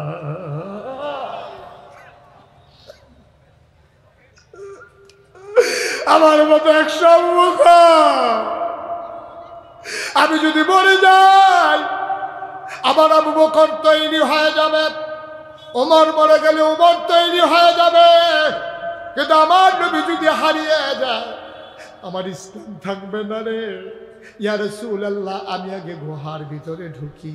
নবী দাঁড়িয়ে দাঁড়িয়ে কাঁদতেছেন। কি মায়া নবীর, কি মায়া নবীর। আল্লাহ নবী দাঁড়িয়ে দাঁড়িয়ে কাঁদতেছেন। আবু বকর সিদ্দিক গুহার ভিতরে ঢুকলেন।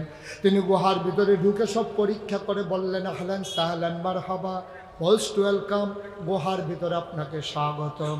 নবী আবার গুহার ভিতরে ঢুকলেন। নবী বললেন, আবু বকর, ও আবু বকর, কয়েকদিনের পেরেশানি, নির্ঘুম রাত কাটানো, ঘুম চলে আসছে, শরীর দুর্বল মনে হচ্ছে, মনে হয় একটু শুয়ে গেলে ভালো হবে। আবু বকর সিদ্দিক ডাক দেয়া কয়, নবী গো, আমি আসন পেতে বসি, কুলের ভিতরে মাথা রেখে আপনি শুয়ে পড়ুন। এবার আল্লাহ নবী কুলের ভিতরে মাথা রেখে শুয়ে পড়লেন। আবু বকর আস্তে করে কপালে হাত বুলিয়ে দেয়, আঙ্গুল দিয়ে চুলের মাঝে বিলি কেটে দেয়। আবু বকর সিদ্দিক তারা দর পেয়ে নবী ঘুমিয়ে পড়লেন। আবার আবু বকর সিদ্দিক তাকায়া দেখে গুহার ভিতরে অনেকগুলো ছোট ছোট গর্ত দেখা যায়, প্রতিটা গর্ত থেকে সাপের জিহ্বা লক লক করে। আবু বকর ভয় পেয়ে গেলেন, সাপ যদি বের হয়ে নবীকে ধ্বংসন করে। আবার আবু বকর মাথার পাগড়িটাকে ছিঁড়লেন, টুকরা টুকরা করলেন, সবগুলা গর্ত বন্ধ করে দিলেন। কাপড়ের টুকরা শেষ, গর্ত একটা বাকি রয়ে গেল। কাপড়ের আর টুকরা নাই, গর্ত একটা বাকি। আবু বকর কিং কর্তব্য বিমূঢ় হয়ে গেলেন, চিন্তায় পড়ে গেলেন, এখন কি করব।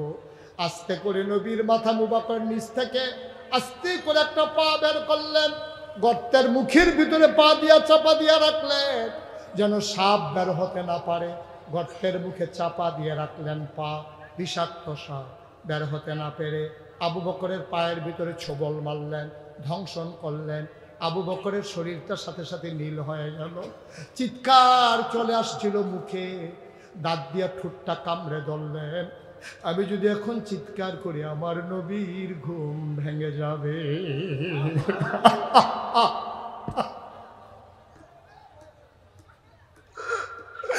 আমি যদি আওয়াজ করে কাঁদি আমার নবীর ঘুম ভেঙে যাবে।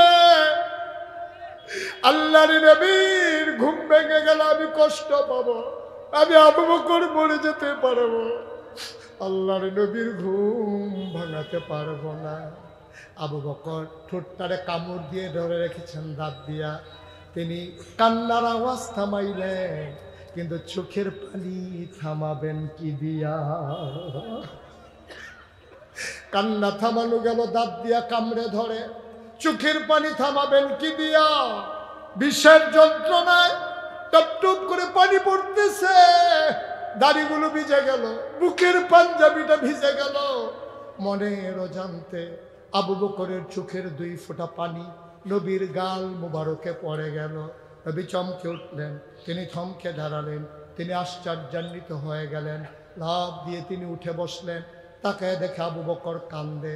এবার নবীকে দেখার পরে আবু বকরের অভিমান, কান্নার আওয়াজ আরো বেড়ে গেছে। আবু বকর কান্না শুরু করে দিয়েছে। নবীরে ডাক দেখো আবু বকর রে, নবীজি ডাক দেখো আবু বকর, নিশ্চয়ই বাড়ির কথা মনে পড়েছে, ছোট্ট মেয়েটার কথা বুঝি মনে পড়ছে, যে তোমার আব্বা আব্বা বলে গলায় জড়িয়ে ধরতো, নিশ্চয়ই ওই মেয়েটার কথা মনে পড়েছে, নিশ্চয়ই তোর ব্যবসার কথা মনে পড়েছে। আবু বকর কই, ইয়া রাসূলুল্লাহ, 3 দিনের না খাওয়া মানুষ যেই নবীর চেহারার দিকে তাকাইলে খিদার কথা ভুলে যায়, আর ওই নবী আমার কুলের মাঝে, আর আমি আপনার কথা বাদ দিয়া বাড়ির কথা ভাববো, এটা কেমন কথা? কয়, কাঁদো কেন আবু বকর? কই, ইয়া রাসূলুল্লাহ, মনে করছিলাম বলবো না, মনে করছিলাম আপনারে বলবো না, আপনারে বিরক্ত করব না, আপনি জিজ্ঞেস করে ফেলেছেন, না বলে আর উপায় নাই গো নবী। ও নবী, আমি কান্দি কেন? সাপ আমার পায়ের ভিতরে ছুবল মেরেছে, ধ্বংসন করেছে। নবী বললেন, আগে আমাকে বলবা না? কয়, না না না, আপনার ঘুম ভাঙিয়ে দেওয়া যাবে না, এই জন্য বলি নাই। আল্লাহর নবী বললেন, দেখি দেখি দেখি কোথায় সাপ কামড়ে দিয়েছে। আবু বকর সিদ্দিক পাটা বাড়িয়ে দিলেন। নবী দেখলেন পায়ের ভিতরে ছোবলের চিহ্ন দেখা যায়। তিনি আস্তে করে আঙ্গুলটা জিহ্বায় লাগালেন, একটু লালা মুবারক আঙ্গুলের মাথায় নিয়ে আস্তে করে ওই সাপের কামড়ের জায়গায় লাগিয়ে দিলেন।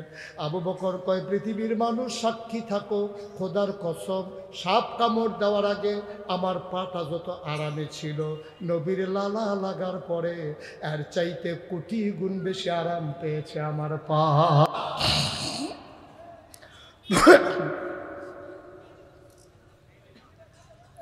চাঁদপুরের মুসলমান মুশতাক ফৈজি যদি কোনোদিন আর না আসে, কোনোদিন যদি তোমাদেরকে না ডাকে, মনে রাখবা আমি এসেছিলাম, মনে রাখবা কথা কথা বলে গেলাম, দেখা হবে কিয়ামতের ময়দানে।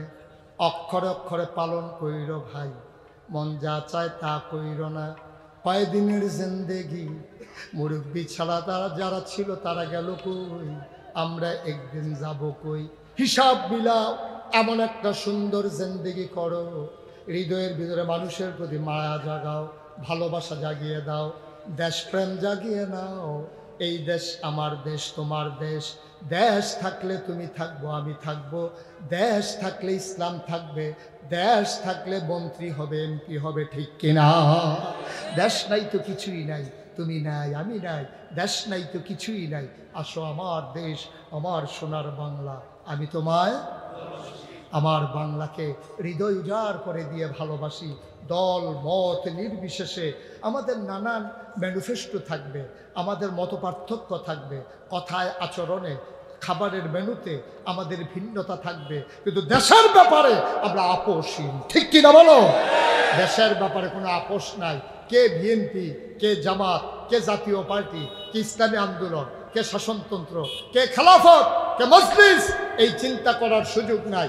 দেশের ব্যাপারে সবাই মিলে আমরা, সবার একটাই পরিচয়, আমরা বাংলাদেশি, ঠিক কিনা বলো? আর বাইরে কোনো পরিচয় নাই। আর মুসলমানের সবচেয়ে বড় পরিচয়, ইন্নানি মিনাল মুসলিমিন, আমি মুসলমান, ঠিক কিনা বলো? আমি যেখানেই যাই আমি কি? মুসলমান। আর বাইরে কোনো পরিচয় নাই। সুতরাং আমরা যদি ঐক্যবদ্ধ থাকি, আমরা যদি দল মত নির্বিশেষে ঐক্যমত্যের ভিত্তিতে আমরা যদি সমাজ চালাতে পারি, খোদার কসম, ভারত নয়, আমেরিকা নয়, রাশিয়া নয়, চীন নয়, পৃথিবীর এমন কোনো পরশক্তি নাই বাংলাদেশকে দাবিয়ে রাখতে পারে, ঠিক কিনা বলো? জেগে যারা উঠেছে, মৃত্যুকে যারা আলিঙ্গন করতে শিখেছে, তাদেরকে মৃত্যুর ভয় দেখিয়ে লাভ নাই। আমরা তো মৃত্যু শিখেই গেছি। আবু সাইদ দেখিয়ে গেছে কেমন করে মরতে হয়, মুগ্ধ দেখিয়ে গেছে কেমন করে মরতে হয়। সুতরাং ওই 2006 সালে 28 অক্টোবর পল্টনের রাজপথে আমার মুজাহিদ দেখিয়ে গেছে কেমন করে জীবন দিতে হয়, ঠিক কিনা বলো? সুতরাং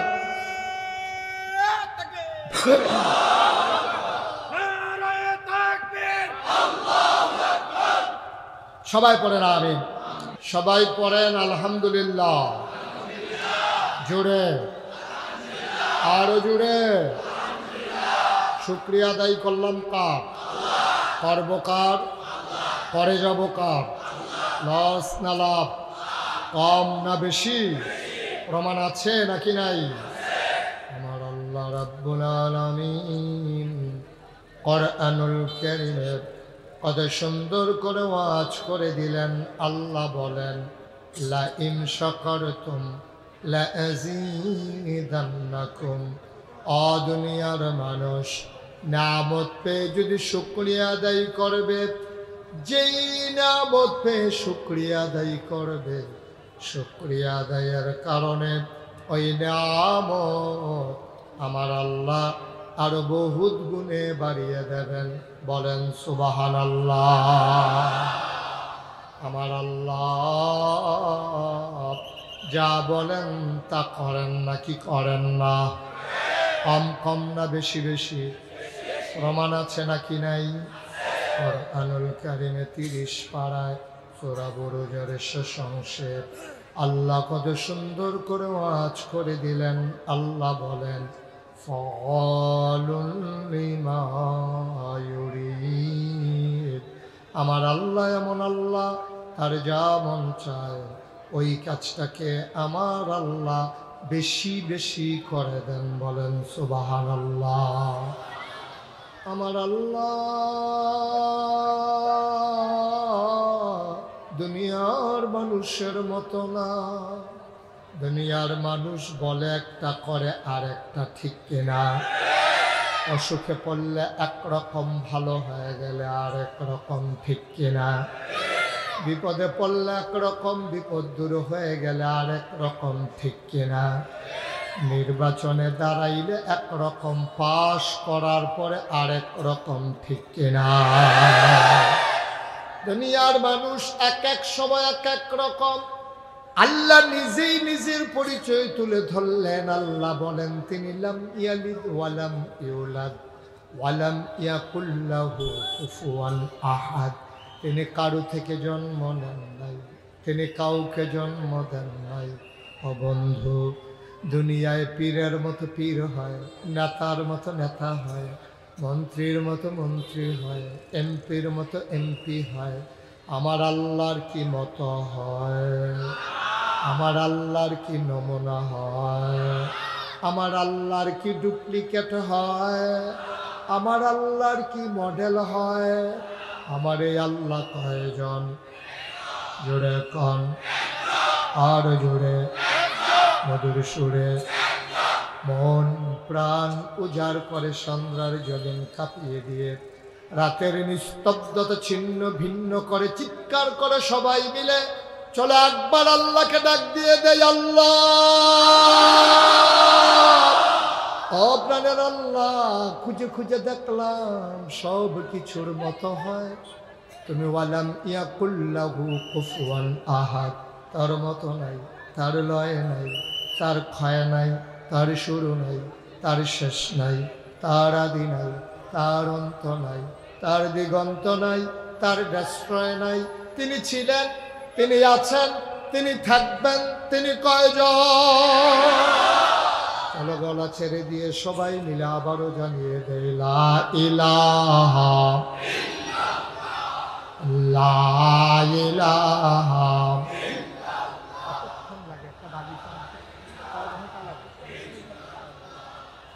লা ইলাহা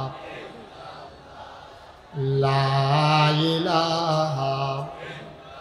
জোরে জোরে লা ইলাহা, আরো জোরে লা ইলাহা, মধুর সুরে লা ইলাহা, মাশাআল্লাহ লা ইলাহা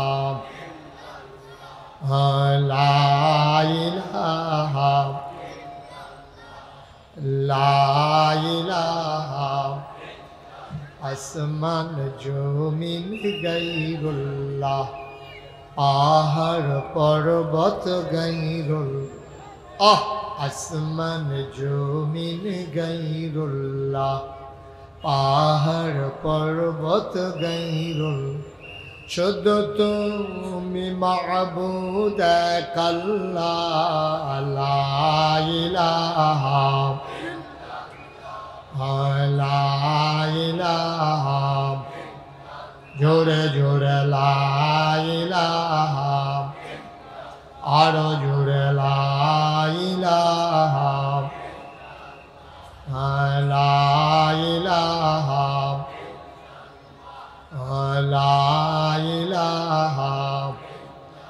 লা মাবুদা ইল্লাল্লাহ লা মাশুকা লা মাওজুদা লা মাকসুদা জোরে জোরে লা ইলাহা আর জোরে লা ইলাহা মধুর সুরে লা ইলাহা লা ইলাহা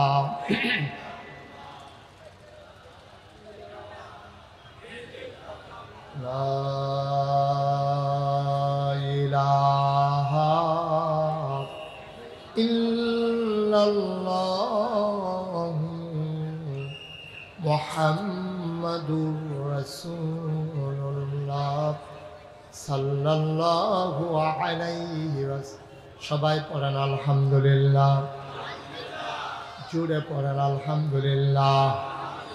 বন্ধুরা আমার, ভাইরা আমার, আমার আল্লাহ রাব্বুল আলামিন এই দুনিয়ার ভিতরে মানুষ করে বানানোর পরে আপনাকে আমাকে এমনে এমনে ছেড়ে দেন নাই।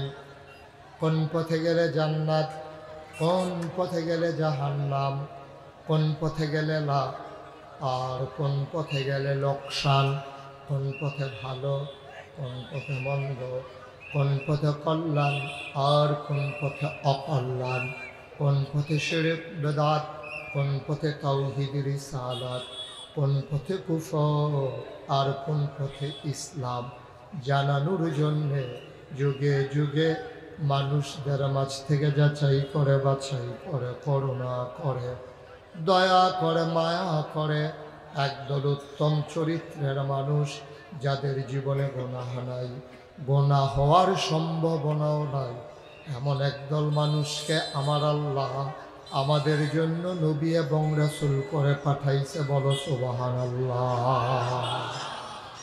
অসংখ্য নবী এবং রাসূল আল্লাহ তাবারক ওয়া তাআলা এই দুনিয়ার ভিতরে পাঠিয়ে দিলেন। বেশি বোঝার জন্য আমরা বলি 1,24,000 মতান্তরে 2,24,000 অসংখ্য নবী এবং রাসূল আল্লাহ দুনিয়াতে পাঠাইলেন।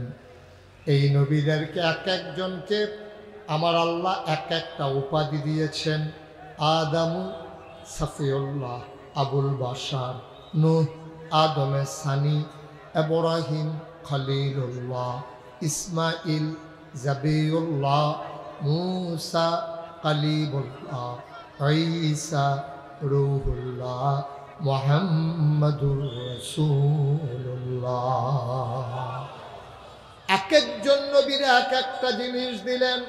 সুলাইমান নবীরে দিলেন রাজত্ব, দাউদ নবীরে দিলেন সুন্দর কণ্ঠ, ইউসুফ নবীরে দিলেন সুন্দর চেহারা। মুসলমান জানতে মন চায় সব নবীরে সব দিলেন, আমার নবীরে কি দিলেন? সাহাবিন, তাবিন, তাবে তাবিন, উম্মাহাতুল মুমিনিন, আইম্মে মুজতাহিদিন, আইম্মে শরীয়ত, আইম্মে তরিকত, সালফে সালিহিন, উলামায়ে মুতাকাদ্দিমিন মুতাআখিরিন, ইমাম সাহেবান, মুফাসসিরিনে কেরাম, মুফতিয়ানে আযম, সবাই মিলে একমত হয়ে গেল 1,24,000 বলো আর 2,24,000 বলো, সকল নবী এবং রাসূল মিলে যা আমার নবীজি একাই তা। ইউসুফ নবীর সৌন্দর্য আমার নবীর মাঝে আছে নাকি নাই? দাউদ নবীর সুন্দর কণ্ঠ আমার নবীর মাঝে আছে নাকি না? এই নবী তোমার আমার নবী। আল্লাহ তাবারক ওয়া তাআলা দুনিয়ার ভিতরে এই নবীকে যখন পাঠিয়ে দিলেন, আল্লাহ তাবারক ওয়া তাআলা তার বিধান দিলেন। কোরআনুল কারীম 30 পারা কোরআন, বলো সুবহানাল্লাহ। মানুষগুলো কোন পথে গেলে জান্নাত, কোন পথে গেলে জাহান্নাম, কোন পথে গেলে লাভ আর কোন পথে গেলে লোকসান, কোন পথে ভালো, কোন পথে মন্দ, কোন পথে কল্যাণ, কোন পথে অকল্যাণ, কোন পথে শিরক বেদাত, কোন পথে তাওহীদ রিসালাত, কোন পথে কুফর আর কোন পথে ইসলাম জানানোর জন্য যে নবী দিলেন, এই নবীদের ক্রমধারায় যিনি সবার শেষ, যিনি সবার সেরা, যিনি তোমার আমার নবী, নবী মুহাম্মদুর রাসূলুল্লাহ সাল্লাল্লাহু আলাইহি ওয়াসাল্লাম। বলো সুবহানাল্লাহ। এই নবীজি ১৫০০ বছর আগে এসেছেন। তিনি এসে দেখলেন, একটু খেয়াল করে শুনতে হবে, পিন পতন নিস্তব্ধতার মাঝে কথা হবে ইনশাআল্লাহ। আমরা বাংলাদেশের মানুষ, যেখানে আওয়াজ করা দরকার আওয়াজ যেমন করতে জানি, আবার যেখানে চুপ করে থাকা দরকার আমরা চুপ করতেও জানি না আমরা। আবার যেখানে হাঁটার দরকার নাই এখানে হাঁটারও দরকার। ওই যে উনি হাঁটতেছেন, বসাই দেন ওনাকে। আপনি হাঁটতেছেন কেন মাঝে দিয়া? আর আপনি যদি উঠাই লাগবে তাইলে তো দূরে গিয়ে বসছেন কেন? আপনি সাইডে বসবেন না? আপনি জানেন আপনার ঘন ঘন, তাইলে তো চিন্তা করে বসলেই তো হয়। সবাই পড়েন আমিন, জুড়ে পড়েন, আরো জুড়ে। বন্ধুগণ, জায়গা অনুযায়ী লোক অনেক বেশি হয়ে গেছে, রাস্তাও বন্ধ হয়ে গেছে। রাস্তা ক্লিয়ার করতে গিয়ে যারা বাঁশি বাজাচ্ছেন, বাঁশিগুলো দয়া করে বাজাবেন না। আপনার বাঁশির আওয়াজটা মাহফিলের ভিতরে সাংঘাতিক ক্ষতিকর, এটা আমাদেরকে খেয়াল রাখা লাগবে। যেহেতু আসছেন, বসেন। মাহফিলের সকলের মাহফিলের কিছু নিয়ম কানুন আছে। আমার মাহফিলের নিয়ম হলো যে এখান থেকে উঠোউঠি করা যাবে না, এদিক সেদিক তাকানো যাবে না, মনোযোগের সাথে খরগোশের মতো কান খাড়া করে মাছের মতো নিষ্পলক নয়নে আপনি কথা শুনবেন প্রাণ ভরে। আল্লাহ যেন কবুল করে, সবাই করি আমিন। বন্ধুগণ, আপনারা পোস্টারে হ্যান্ডবিলে দেখেছেন মুশতাক ফয়েজি পীর সাহেব। আমি কিন্তু কখনো পীর সাহেব হতে চাইনি।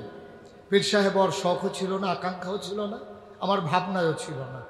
আমার দাদা ছিলেন ফুরফুরা সিলসিলার একজন বড় পীর। তিনি অনেক বুজুর্গ ব্যক্তি ছিলেন। আমার আব্বা ইন্তেকাল করেছেন আমার দাদার আগে। আব্বা ইন্তেকাল করেছেন 85 সালে 2রা মে, আর দাদা ইন্তেকাল করেছেন 98 সালে 18ই এপ্রিল। দাদা 13 বছর পরে আব্বার ইন্তেকাল করেছেন। আমার দাদা আমাকে ডাকলেন, তখন আমি ঢাকাতে লেখাপড়া করি। খবর দেওয়া হলো বাড়িতে আসার জন্য। বাড়িতে এসে দিকে অনেক মানুষ। আমি জিজ্ঞেস করলাম কেন ডাকা হয়েছে? বলল যে সন্ধ্যার পরে আলোচনা হবে।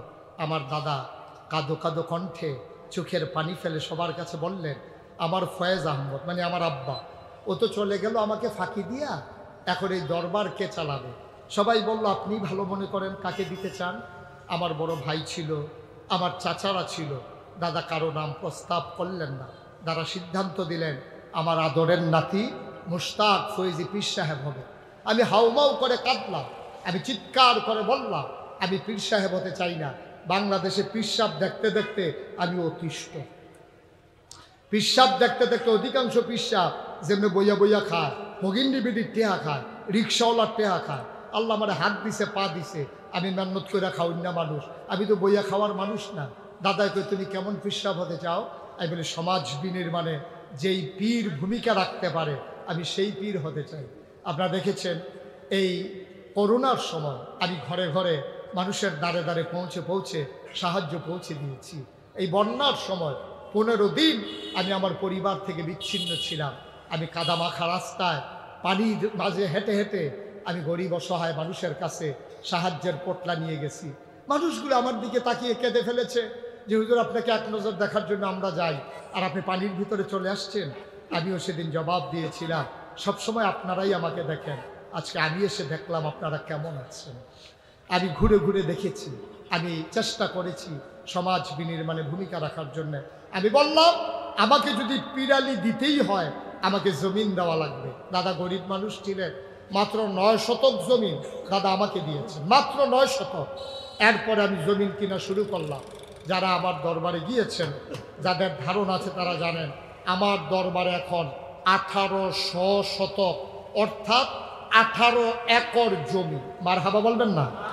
আমার এখানে 10টা প্রতিষ্ঠান, একটা খানকা, একটা দাখিল মাদ্রাসা, একটা নুরানি মাদ্রাসা, হাফিজিয়া মাদ্রাসা, ধাতব্য চিকিৎসালয়, গণপাঠাগার, গবেষণাগার, ছাত্রাবাস, ইয়াতিমখানা, মসজিদ। মারহাবা বলবেন না? আমার মসজিদটা টিনের ঘর, আমার এখানে লোকজন জায়গা হয় না, আমি ঢোকার আগেই মসজিদ ভরে যায়। এবার আমি চিন্তা করলাম দৃষ্টিনন্দন, স্থাপত্য শৈলী মণ্ডিত, মুসলিম বিশ্বের এক অনন্য নিদর্শন, বড় করে একটা মসজিদ করব। আমার দরবারে যারা ইঞ্জিনিয়ার তাদেরকে